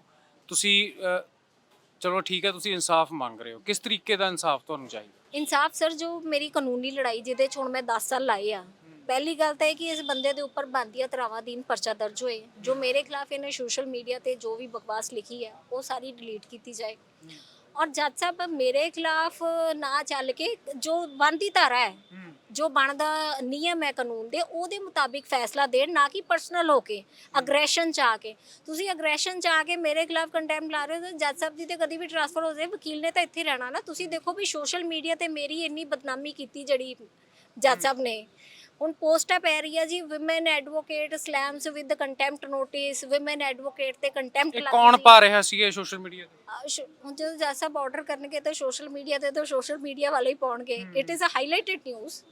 ਕਿਸੇ ਇਨ ਹਾਊਸ ਲਾਇਰਸ ਦੇ ਉੱਤੇ ਕੰਟੈਂਪਟ ਲੱਗ ਜਾਣਾ, that too without any concrete evidence, without any allegation, ਉਹ ਆਪਣੇ ਆਪ 'ਚ ਇੱਕ ਨਿਊਜ਼ ਹੈ। ਔਰ ਮੈਂ ਜਦੋਂ ਕੰਟੈਂਪਟ ਤਾਂ ਬਾਅਦ 'ਚੋਂ ਲੱਗੀ, ਇੰਟੈਂਸ਼ਨ ਦੇਖੋ ਤੁਸੀਂ ਵੀ ਪਹਿਲਾਂ ਹੀ ਪੁਲਿਸ ਬੁਲਾ ਲਈ ਗਈ ਹੈ, ਇਹਦਾ ਮਤਲਬ ਤੁਹਾਡੀ ਇੰਟੈਂਸ਼ਨ ਸਹੀ ਨਹੀਂ ਸੀ। ਪੁਲਿਸ ਤਾਂ ਉਦੋਂ ਬੁਲਾਈ ਜਾਂਦੀ ਹੈ ਜਦੋਂ ਬੰਦੇ ਨੂੰ ਅਰੈਸਟ ਕਰਾਉਣਾ ਹੋਵੇ, ਜਦ ਬੰਦਾ ਕੋਈ ਨਿਊਸੈਂਸ ਕ੍ਰੀਏਟ ਕਰ। ਮੈਂ ਤਾਂ ਰੋਜ਼ ਇਹਨਾਂ ਕੋਰਟਾਂ 'ਚ ਪੇਸ਼ ਨਹੀਂ, ਉਹਨਾਂ ਨੂੰ ਕਿਤੇ ਐਂ ਤਾਂ ਨਹੀਂ ਸੀਗਾ ਵੀ ਮੈਡਮ ਰਵਨੀਤ ਕੌਰ ਨੇ ਆਉਣਾ, ਵੀ ਉਹਦੀ ਤਾਂ ਸੁਭਾਅ ਇਹੋ ਜਿਹਾ ਵੀ ਉਹਨੇ ਨਿਊਸੈਂਸ ਕ੍ਰੀਏਟ ਕਰਨੀ ਹੈ ਤੇ 2 ਛਪਾਟੇ ਪਹਿਲਾਂ ਹੀ ਬੁਲਾ ਲਓ। ਜੇ ਮੇਰਾ ਸੁਭਾਅ ਇਦਾਂ ਦਾ ਹੋਵੇ ਤੇ ਮੇਰੇ ਤਾਂ ਰੋਜ਼ ਕੋਰਟਾਂ 'ਚ ਹੀ ਕੇਸ ਲੱਗਦੇ, ਔਰ ਇਹਨਾਂ ਕੋਰਟਾਂ 'ਚ ਹੀ ਕੇਸ ਲੱਗਦੇ ਨੇ। ਮੈਂ ਕੋਈ ਪਹਿਲੇ ਦਿਨ ਤਾਂ ਕੋਰਟ 'ਚ ਨਹੀਂ ਪੇਸ਼ ਹੋ ਰਹੀ ਸੀ। ਚੀਫ ਸਾਹਿਬ ਦੀ ਕੋਰਟ 'ਚ ਰੋਜ਼ ਜਾਨੀ, ਚੀਫ ਸਾਹਿਬ ਤਾਂ ਨਹੀਂ ਪੁਲਿਸ ਬੁਲਾ ਰਹੇ ਨਾ, ਚੀਫ ਸਾਹਿਬ ਕਹਿ ਰਹੇ ਵੀ ਤੁਸੀਂ ਹਿੰਦੀ ਪੰਜਾਬੀ ਕਿਉਂ ਬੋਲੀ। ਜੇ ਚੀਫ ਸਾਹਿਬ ਨੂੰ ਪ੍ਰੋਬਲਮ ਨਹੀਂ ਤੇ ਸਿੰਗਲ ਬੈਂਚ ਨੂੰ ਪ੍ਰੋਬਲਮ ਕਿਉਂ? ਤੁਹਾਡੇ ਹਸਬੰਡ ਨੇ ਕੋਈ ਇੰਟਰਵਿਊ, ਕੋਈ ਮੀਡੀਆ ਦੇ ਸਾਹਮਣੇ ਜਾਂ ਕੋਈ ਉਹਨਾਂ ਨੇ ਆਪਣਾ ਪੱਖ ਰੱਖਣ ਦੀ ਕੋਸ਼ਿਸ਼ ਕੀਤੀ ਹੈ? ਕਿਤੇ ਇਹਨਾਂ ਨਾ ਹੋਵੇ ਤੁਹਾਡੀ ਕਹਾਣੀ ਕੁਝ ਹੋਰ ਆ, ਉਹਨਾਂ ਦੀ ਕੁਝ ਹੋਰ ਹੀ ਨਿਕਲੇ। ਮੇਰੇ ਨੌਲੇਜ 'ਚ ਨਹੀਂ ਆ, ਬਟ ਉਹ ਜਿਹੜੀ ਯੂਟਿਊਬਰ ਨੇ ਵੀਡੀਓ ਪਾਈ ਆ ਉਹਦੇ 'ਚ ਅਗਰ ਤੁਸੀਂ ਸੁਣੋ ਤਾਂ ਉਹ ਸਿਰਫ ਹਸਬੈਂਡ ਦਾ ਪੱਖ ਹੀ ਰੱਖ ਰਹੀ ਹੈ। ਉਹ ਮੇਰਾ ਪੱਖ ਨਹੀਂ ਰੱਖ ਰਹੀ, ਨਾ ਉਹ ਸੱਚ ਦੱਸ ਰਹੀ ਹੈ। ਮੈਂ ਨਹੀਂ ਕਹਿ ਰਹੀ ਵੀ ਤੂੰ ਮੇਰਾ ਪੱਖ ਰੱਖ, ਲੇਕਿਨ ਸੱਚ ਤਾਂ ਦੱਸ। ਹੁਣ ਤੁਸੀਂ ਜਿਹੜੀਆਂ ਉਹ ਸਟੇਟਸ ਦੱਸਦੀ ਹੈ FIR ਦੇ, ਔਰ ਜਿਹੜਾ ਸਟੇਟਸ ਐਕਚੁਅਲੀ ਕੋਰਟ 'ਚ ਚੱਲ ਰਿਹਾ ਉਹ ਕੋਰਟ ਦੇ ਕੋਲ ਹੈ। ਕੋਰਟ ਕਿਉਂ ਨਹੀਂ ਆਬਜੈਕਸ਼ਨ ਕਰ ਰਹੀ? ਕੁਐਸਚਨ ਤਾਂ ਇਹ ਵੀ ਹੈ ਨਾ। ਵੈਸੇ ਤਾਂ ਕੋਰਟ ਸੂਮੋਟੋ ਐਕਸ਼ਨ ਬੜੀ ਜਲਦੀ ਲੈ ਲੈਂਦੀ, ਜਿਸ ਤਰ੍ਹਾਂ ਮੇਰੇ ਖਿਲਾਫ ਲੈ ਲਿਆ। ਫਿਰ ਕੋਰਟ ਇੱਥੇ ਸੂਮੋਟੋ ਐਕਸ਼ਨ ਕਿਉਂ ਨਹੀਂ ਲੈ ਰਹੀ ਵੀ FIR ਦਾ ਸਟੇਟਸ ਤਾਂ ਇਹ ਆ, ਬਟ YouTube ਤੇ ਐ ਚੱਲ ਰਿਹਾ, ਫਿਰ ਤੁਸੀਂ ਇੱਥੇ ਵੀ ਸੂਮੋਟੋ ਐਕਸ਼ਨ ਲਓ। ਵੂਮਨ ਕਮਿਸ਼ਨ 'ਚ ਗਏ ਹੋ ਤੁਸੀਂ? ਵਿਮਨ ਕਮਿਸ਼ਨ, ਐਸੀ ਕਮਿਸ਼ਨ, ਕੋਈ ਕਮਿਸ਼ਨ ਨਹੀਂ ਜਿਹੜਾ ਅਸੀਂ ਛੱਡਿਆ ਹੋਵੇ। ਹਿਊਮਨ ਰਾਈਟ ਕਮਿਸ਼ਨ 'ਚ ਵੀ ਗਏ, ਮੈਂ ਤੁਹਾਨੂੰ ਉਹਦਾ ਵੀ ਇੱਕ ਆਰਡਰ ਦਿਖਾ ਦਿੰਦੀ ਆ। ਗੁਰਪ੍ਰੀਤ ਸਿੰਘ ਭੁੱਲਰ ਨੂੰ ਉੱਥੇ ਵੀ ਬੁਲਾਇਆ ਗਿਆ ਸੀ, ਉੱਥੇ ਵੀ ਇਹਨੇ ਸਹੀ ਰਿਪੋਰਟ ਪੇਸ਼ ਨਹੀਂ ਕੀਤੀ। ਓਕੇ। ਲਗਾਤਾਰ ਫਾਲਸ ਰਿਪੋਰਟਸ, ਲਗਾਤਾਰ ਹਰਾਸਮੈਂਟ। ਕਿ ਹੁਣ ਜੱਜ ਸਾਹਿਬ ਤੋਂ ਹਰਾਸਮੈਂਟ ਕਰਾਉਣੀ ਸ਼ੁਰੂ ਕਰਤੀ। ਤੁਸੀਂ ਦੱਸੋ ਵੀ ਜਿੱਥੋਂ ਅਸੀਂ ਇਨਸਾਫ ਲੈਣਾ, ਜਿੱਥੇ ਅਸੀਂ ਕੰਮ ਕਰਨਾ, ਜੋ ਮੇਰਾ ਲਾਈਵਲੀਹੁੱਡ ਹੈ, ਜਿੱਥੋਂ ਮੇਰਾ ਘਰ ਚੱਲਦਾ, ਇਹਨੇ ਤੇ ਉਹ ਜੱਜ ਸਾਹਿਬ ਵੀ ਮੇਰੇ ਖਿਲਾਫ ਕਰਤੇ। ਨਹੀਂ, ਜੇ ਵਕੀਲ, ਇਹ ਬੜੀ ਹੈਰਾਨੀ ਵਾਲੀ ਗੱਲ ਹੈ। ਬੜਾ ਸਵਾਲ ਵੀ ਇੱਥੇ ਰੇਜ਼ ਹੁੰਦਾ ਹੈ ਵੀ ਆਮ ਲੋਕ, ਇੱਕ ਪਿੰਡਾਂ ਦਾ ਇੱਕ ਭੋਲਾ ਭਾਲਾ ਵਿਅਕਤੀ, ਚਾਹੇ ਉਹ ਕੁੜੀ ਹੋਵੇ, ਔਰਤ ਹੋਵੇ, ਜਾਂ ਉਹ ਬੰਦਾ ਹੋਵੇ, ਜਿਹਦੇ ਕੋਲ ਪੈਸੇ ਨਹੀਂ ਹੈਗੇ, ਚਲੋ ਜਿਹਨੇ ਆਪਣਾ ਘਰ-ਬਾਰ ਵੇਚ ਕੇ ਕੇਸ ਲੜਨਾ, ਤੇ ਜਿਹਦੇ ਨਾਲ ਧੱਕਾ ਹੋਇਆ, ਜਿਹਨੂੰ ਕੋਈ ਰਸੂਖਦਾਰ ਬੰਦੇ ਨਹੀਂ ਜਾਣਦੇ, ਜਿਹਦੀ ਕੋਈ ਸਰਕਾਰੀ ਦਰਬਾਰੇ ਨਹੀਂ ਚੱਲਦੀ, ਜਿਹਦੇ ਕੋਈ ਪੁਲਿਸ ਮੁਲਾਜ਼ਮ, ਆਲਾ ਅਫਸਰ ਦੋਸਤ ਨਹੀਂ ਹੈਗੇ, ਰਿਸ਼ਤੇਦਾਰ ਨਹੀਂ ਹੈਗੇ, ਉਹਦੀ ਕੌਣ ਸੁਣੂਗਾ ਫਿਰ? ਉਹਦੀ ਸੁਣਵਾਈ ਸਰ ਰੱਬ ਹੀ ਕਰਾ ਸਕਦਾ। ਮੈਂ ਵੀ ਰੱਬ ਨੂੰ ਹੀ ਅਰਦਾਸ ਕਰਦੀ ਹਾਂ ਵੀ ਮੇਰੀ ਕਿਤੇ ਕੋਈ ਜੱਜ ਸਾਹਿਬ ਇਹੋ ਜਿਹੇ ਦੇ ਕੇਸ ਲੱਗੇ ਵੀ ਜਿਹੜੇ ਮੇਰੀ ਸੁਣਵਾਈ ਕਰਨ। ਹੁਣ ਜਿਸ ਤਰ੍ਹਾਂ ਚੀਫ ਸਾਹਿਬ ਨੇ, ਉਹ ਬਿਨਾ ਮੈਟਰ ਤੋਂ ਵੀ ਜਾਓ, ਐਟਲੀਸਟ ਜੱਜ ਸਾਹਿਬ ਕਦੀ ਇਹ ਨਹੀਂ ਕਹਿੰਦੇ ਵੀ ਤੁਸੀਂ ਮੇਰੀ ਕੋਰਟ 'ਚ ਕਿਉਂ ਆਏ, ਤੁਸੀਂ ਨਿਊਸੈਂਸ ਕ੍ਰੀਏਟ ਕਰਤੀ ਮੇਰੀ ਕੋਰਟ 'ਚ ਆ ਕੇ। ਜਦੋਂ ਵੀ ਕੋਈ ਮਸਲਾ ਹੁੰਦਾ, ਕੋਈ ਪ੍ਰੋਬਲਮ ਹੁੰਦੀ ਆ, ਅਸੀਂ ਜਾ ਕੇ ਡਿਸਕਸ ਕਰਦੇ ਹਾਂ। ਚੀਫ ਸਾਹਿਬ ਨੇ ਕਦੀ ਵੀ ਸਾਨੂੰ ਇਹ ਨਹੀਂ ਕਿਹਾ ਵੀ ਤੁਸੀਂ ਤਾਂ ਬੇਫਾਲਤੂ ਆ ਗਏ। ਜਿਸ ਤਰ੍ਹਾਂ ਇਹ ਜੱਜ ਸਾਹਿਬ ਨੇ ਲਿਖਿਆ ਵੀ ਤੁਸੀਂ ਜਿਹੜਾ ਲਿਖਿਆ ਇਹ ਤੇ ਮੇਰੇ ਡਿਸਰਿਸਪੈਕਟ ਕਰਤੀ। ਡਿਸਰਿਸਪੈਕਟ ਤਾਂ ਹੁੰਦੀ ਜੇ ਕੇਸ ਫਾਈਲ ਹੋ ਚੁੱਕਾ ਹੁੰਦਾ। It is just a prior intimation, ਤੇ ਪ੍ਰਾਇਰ ਇੰਟੀਮੇਸ਼ਨ ਵਿਚ is a provision of law. ਤੁਸੀਂ ਮੈਨੂੰ ਦੱਸੋ ਵੀ ਉੱਥੇ ਮੈਂ ਕੀ ਗਲਤ ਕਰਤਾ? ਸੈਕਸ਼ਨ 16 ਪੜੋ ਔਰ ਜੱਜ ਸਾਹਿਬ ਦੀ ਜਜਮੈਂਟ ਪੜੋ। ਇਹ ਪੰਜਾਬ ਹਰਿਆਣਾ ਹਾਈ ਕੋਰਟ ਦੇ ਜੱਜ ਸਾਹਿਬ ਹੀ ਨੇ। ਜੇ ਤੁਸੀਂ ਕਹੋ ਤਾਂ ਮੈਂ ਨਾਮ ਲੈਦਾ, ਬਟ ਮੈਂ ਨਾਮ ਲੈਣਾ ਜ਼ਰੂਰੀ ਨਹੀਂ ਸਮਝਦੀ। ਇਹ ਕੇਸ ਨੰਬਰ ਦੇਖ ਲਓ ਤੁਸੀਂ, ਜੱਜ ਸਾਹਿਬ ਦਾ ਨਾਮ ਦੇਖ ਲਿਓ, ਇਹ ਪੰਜਾਬ ਹਰਿਆਣਾ ਹਾਈ ਕੋਰਟ ਦੀ ਜਜਮੈਂਟ ਹੈ। ਜੇ ਹਾਈ ਕੋਰਟ ਦੇ ਜੱਜਿਸ ਕਹਿ ਰਹੇ ਆ ਵੀ ਲਾਅ ਫੋਲੋ ਹੋਣਾ ਚਾਹੀਦਾ, ਤੇ ਇੱਕ ਬੈਂਚ ਨਹੀਂ ਫੋਲੋ ਕਰ ਰਿਹਾ, ਤੇ ਕੀ ਅਸੀਂ ਉੱਥੇ ਅੱਗੇ ਕੇਸ ਨਹੀਂ ਲਾ ਸਕਦੇ? ਕੋਈ ਸਾਡੀ ਲੀਗਲ ਰੈਮਡੀ ਨਹੀਂ? I am also Indian citizen. ਵਕੀਲ ਹੋਣ ਤੋਂ ਪਹਿਲਾਂ ਮੈਂ ਇੱਕ ਭਾਰਤੀ ਨਾਗਰਿਕ ਆ। ਜੇ ਮੇਰੇ ਲਾਅ ਫੰਡਾਮੈਂਟਲ ਰਾਈਟ ਜਿਹੜੇ ਵਾਇਲੇਟ ਹੋ ਰਹੇ ਨੇ, ਤਾਂ ਕੀ ਮੈਨੂੰ ਲੀਗਲ ਰੈਮਡੀ ਅਵੇਲ ਕਰਨ ਦਾ ਆਪਸ਼ਨ ਨਹੀਂ? ਸਿਰਫ ਕਾਲਾ ਕੋਟ ਪਾ ਲਿਆ ਤੇ ਇਹਦਾ ਮਤਲਬ ਵੀ ਜੱਜ ਸਾਹਿਬ ਜੋ ਕਹਿਣਗੇ ਮੈਂ ਉਹੀ ਕਰੂੰਗੀ? ਜੱਜ ਸਾਹਿਬ ਕਹਿੰਦੇ ਵੀ ਤੁਸੀਂ ਇੱਥੇ ਸਰਵਾਈਵ ਕਰਨਾ, ਤੇ ਇਹਦਾ ਮਤਲਬ ਵੀ ਤੁਸੀਂ ਸਾਡੇ ਅਧੀਨ ਚੱਲੋ। ਤੇ ਜਨਾਬ, ਭਾਰਤੀ ਨਾਗਰਿਕ ਹੋਣ ਦੇ ਨਾਤੇ ਕਿ ਮੈਂ ਆਪਣੇ ਲੀਗਲ ਰਾਈਟ ਅਵੇਲ ਨਹੀਂ ਕਰ ਸਕਦੀ? Why you want to control me? ਤੁਸੀਂ ਜੋ ਲਾਅ ਦੇ ਅਕੋਰਡਿੰਗ ਬਣਦਾ ਤੁਸੀਂ ਉਹ, ਤੁਸੀਂ ਮੇਰੀ ਪਟੀਸ਼ਨ ਡਿਸਮਿਸ ਕਰ ਦਿਓ। ਵੱਧ ਤੋਂ ਵੱਧ ਇਹੀ ਹੋ ਸਕਦਾ। ਵੱਧ ਇਹ ਹੋ ਸਕਦਾ ਵੀ ਜੱਜ ਸਾਹਿਬ ਨੂੰ ਜੇ ਮੇਰਾ ਕੇਸ ਔਨ ਮੈਰਿਟ ਨਹੀਂ ਸਮਝ ਆ ਰਿਹਾ, ਜਾਂ ਮੇਰਾ ਕੇਸ ਗਲਤ ਹੈ, ਤਾਂ ਤੁਸੀਂ ਉਹਨੂੰ ਡਿਸਮਿਸ ਕਰ ਦਿਓ, ਮੈਂ ਉਹਨੂੰ ਚੈਲੰਜ ਕਰ ਲਾਂਗੀ। ਪਰ ਤੁਸੀਂ ਕੇਸ ਡਿਸਾਈਡ ਵੀ ਨਹੀਂ ਕਰਨਾ ਚਾਹੁੰਦੇ, ਤੁਸੀਂ ਰੱਖਣਾ ਵੀ ਆਪਣੇ ਕੋਲ ਹੈ। ਤੁਸੀਂ ਕਹਿੰਦੇ ਹੋ ਜੀ ਬਾਰ-ਬਾਰ ਮੈਡਮ ਫਿਜ਼ੀਕਲੀ ਵੀ ਸਾਡੇ ਕੋਲ ਆਏ, ਕਿਉਂ ਆਏ? I have a choice. ਮੇਰੀ ਮਰਜ਼ੀ ਆ ਨਾ ਵੀ ਮੈਂ ਫਿਜ਼ੀਕਲੀ ਆਵਾਂ, VC ਤੇ ਆਵਾਂ, ਜਾਂ ਮੈਂ ਕਿਸੇ ਹੋਰ ਦੇ ਥਰੂ ਅਪੀਅਰ ਹੋਵਾਂ। ਬਟ ਜੱਜ ਸਾਹਿਬ ਕਹਿੰਦੇ ਜੀ ਮੈਡਮ ਨੂੰ ਪਰਸਨਲੀ ਬੁਲਾਓ। ਕੋਈ ਹੋਰ ਵਕੀਲ ਜਾ ਕੇ ਪੇਸ਼ ਹੋ ਰਿਹਾ ਹੈ, ਜੱਜ ਸਾਹਿਬ ਨੂੰ ਉੱਤੇ ਵੀ ਗੁੱਸਾ ਆ ਜਾਂਦਾ, ਔਰ ਉਹਦੀ ਹਾਜ਼ਰੀ ਵੀ ਮਾਰਕ ਨਹੀਂ ਹੁੰਦੀ। ਤੁਸੀਂ ਮਤਲਬ ਚਲੋ ਠੀਕ ਹੈ, ਮੈਂ ਤੁਸੀਂ ਆਪਣਾ ਲੀਗਲ ਪੁਆਇੰਟ ਆਫ ਵਿਊ ਜਾਂ ਜੋ ਵੀ ਤੁਹਾਡੇ ਨਾਲ ਹੋ ਰਿਹਾ ਉਹ ਤੁਸੀਂ ਦੱਸਤਾ, ਪਰ ਇਹ ਤੁਹਾਨੂੰ ਕੀ ਸਮਝ ਲੱਗ ਰਿਹਾ? ਇਹਦੇ ਪਿੱਛੇ ਕੀ ਇੰਟੈਂਸ਼ਨਸ ਕੀ ਨਜ਼ਰ ਆ ਰਹੀਆਂ ਨੇ? ਇੱਕ ਕਿਉਂਕਿ ਕਿਹਾ ਜਾਂਦਾ ਨਾ ਵੀ ਕੁੜੀਆਂ ਦੀ ਇੱਕ ਸਿਕਸ ਸੈਂਸ ਬੜੀ ਸਟਰੋਂਗ ਹੁੰਦੀ ਹੈ, ਉਹਨਾਂ ਨੂੰ ਚੀਜ਼ਾਂ, ਬੰਦਿਆਂ ਨੂੰ ਸ਼ਾਇਦ ਉਹ ਚੀਜ਼ਾਂ ਨਹੀਂ ਦਿਖਦੀਆਂ ਹੁੰਦੀਆਂ, ਕੁੜੀਆਂ ਨੂੰ ਬੜੀ ਛੇਤੀ ਦਿਖ ਜਾਂਦੀਆਂ ਨੇ। ਮਤਲਬ ਤੁਹਾਡੀ ਸਿਕਸ ਸੈਂਸ, ਤੁਹਾਡੀ ਇੰਟੈਂਸ਼ਨ ਕੀ ਕਹਿੰਦੀ ਹੈ ਵੀ ਪਿੱਛੇ ਚੱਲ ਕੀ ਰਿਹਾ? ਇੰਟੈਂਸ਼ਨ ਬੜੀ ਕਲੀਅਰ ਆ। Woman is a soft target. ਹੁਣ ਉਹਨਾਂ ਨੂੰ ਲੱਗਦਾ ਵੀ ਇਹਨੂੰ ਹਰਾਸ ਕਰੀ ਜਾਓ, ਹੋ ਸਕਦਾ ਕਿਤੇ ਤਾਂ ਟੁੱਟੂਗੀ ਨਾ, ਤੇ ਜੋ ਅਸੀਂ ਚਾਹੁੰਦੇ ਉਹ ਕਰੇ ਵੀ ਇਹ ਮੂੰਹ ਬੰਦ ਕਰ ਲੇ, ਕੇਸ ਬੰਦ ਹੋ ਜਾਣ, ਤੇ ਮੈਡਮ ਚੁੱਪਚਾਪ ਆਪਣੇ ਘਰ 'ਚ ਜਿਸ ਤਰ੍ਹਾਂ ਹਰਾਸ ਹੋ ਰਹੀ ਹੈ ਹੁੰਦੀ ਰਹੇ। ਇਹ ਇੰਟੈਂਸ਼ਨ ਹੈ ਵੀ ਪ੍ਰੈਸ਼ਰਾਈਜ਼ ਕਰਨਾ ਵੀ ਕੰਪਲੇਂਟਾਂ ਜਿਹੜੀਆਂ ਵਿਡਰਾ ਹੋਣ, ਕੇਸ ਵਿਡਰਾ ਹੋਣ, ਔਰ ਜਿਹੜੇ ਭੁੱਲਰ ਤੇ ਐਲੀਗੇਸ਼ਨ ਲੱਗੇ ਨੇ ਉਹ ਵਿਡਰਾ ਹੋਣ। ਜਿਹੜੇ ਮੇਨ ਉਹ ਤਾਂ ਲਿਖ ਕੇ ਹੀ ਦੇ ਦਿੱਤਾ, ਮੇਰੇ ਕਹਿਣ ਦੀ ਤਾਂ ਇਹਦੇ 'ਚ ਕੋਈ ਗੱਲ ਹੀ ਨਹੀਂ। ਹੁਣ ਤੁਹਾਡੀ ਲੜਾਈ ਪ੍ਰਸ਼ਾਸਨ ਦੇ ਨਾਲ ਹੈ, ਆਪਣੇ ਐਕਸ ਹਸਬੈਂਡ ਦੇ ਨਾਲ ਹੈ, ਮਾਣਯੋਗ ਕੋਰਟ ਦੇ ਨਾਲ ਹੈ? ਸਭ ਤੋਂ ਪਹਿਲਾਂ ਮੈਨੂੰ ਇਹ ਕਲੀਅਰ ਕਰ। ਮੇਰੀ ਲੜਾਈ ਨਾ ਕਦੀ ਪ੍ਰਸ਼ਾਸਨ ਨਾਲ ਹੈ, ਨਾ ਮੇਰੀ ਕੋਰਟ ਦੇ ਨਾਲ ਹੈ। ਕੋਰਟ 'ਚ ਤੋਂ ਤਾਂ ਮੈਂ ਆਪਣਾ ਲਾਈਵਲੀਹੁੱਡ ਕਮਾਉਣਾ, ਮੈਂ ਕੋਰਟ ਨਾਲ ਕਿਉਂ ਲੜਨਾ? ਕੁਐਸਚਨ ਇਹ ਹੈ ਕਿ ਲੜਾਈ ਸਿਰਫ ਗਲਤ ਆਦਮੀਆਂ ਦੇ ਖਿਲਾਫ ਹੈ, ਚਾਹੇ ਉਹ ਪ੍ਰਸ਼ਾਸਨ ਦੇ ਨੇ, ਚਾਹੇ ਉਹ ਘਰ ਵਾਲਾ ਹੈ, ਚਾਹੇ ਉਹ ਕੋਰਟ ਦਾ ਕੋਈ ਬੰਦਾ ਹੈ।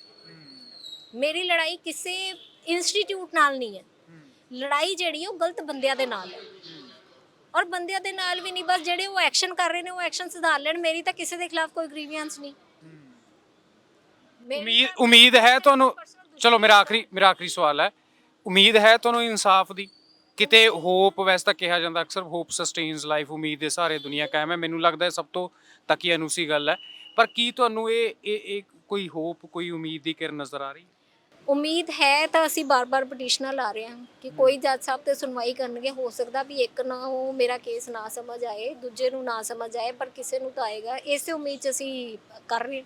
ਚਲੋ ਇੱਕ ਆਖਰੀ ਸਵਾਲ, ਤੁਹਾਡੇ ਸਵਾਲ ਤੋਂ ਹੀ ਮੈਨੂੰ ਤੁਹਾਡੀ ਜਵਾਬ ਦੇ ਉੱਪਰੋਂ ਗੱਲ ਯਾਦ ਆ ਗਈ ਹੈ ਵੀ ਕਿਸੇ ਜੱਜ ਨੂੰ ਤਾਂ ਮੇਰਾ ਕੇਸ ਸਮਝ ਆਵੇ, ਹਾਈ ਕੋਰਟ ਦੇ ਮਾਣਯੋਗ ਜੱਜ ਹੋਣ ਤੇ ਉਹਨਾਂ ਨੂੰ ਤੁਹਾਡਾ ਕੇਸ ਸਮਝ ਨਾ ਲੱਗੇ, ਇਹ how is it possible? Case ਸਮਝ ਆ ਚੁੱਕਾ ਹੈ। ਮੈਂ ਇਹ ਨਹੀਂ ਕਹਿ ਰਹੀ ਕਿ ਉਹਨਾਂ ਨੂੰ ਜੇ ਕੇਸ ਸਮਝ ਨਾ ਆਇਆ ਹੁੰਦਾ ਤੇ FIR ਕੈਂਸਲ ਨਾ ਹੁੰਦੀ। ਕੇਸ ਸਮਝ ਆ ਚੁੱਕਾ ਹੈ।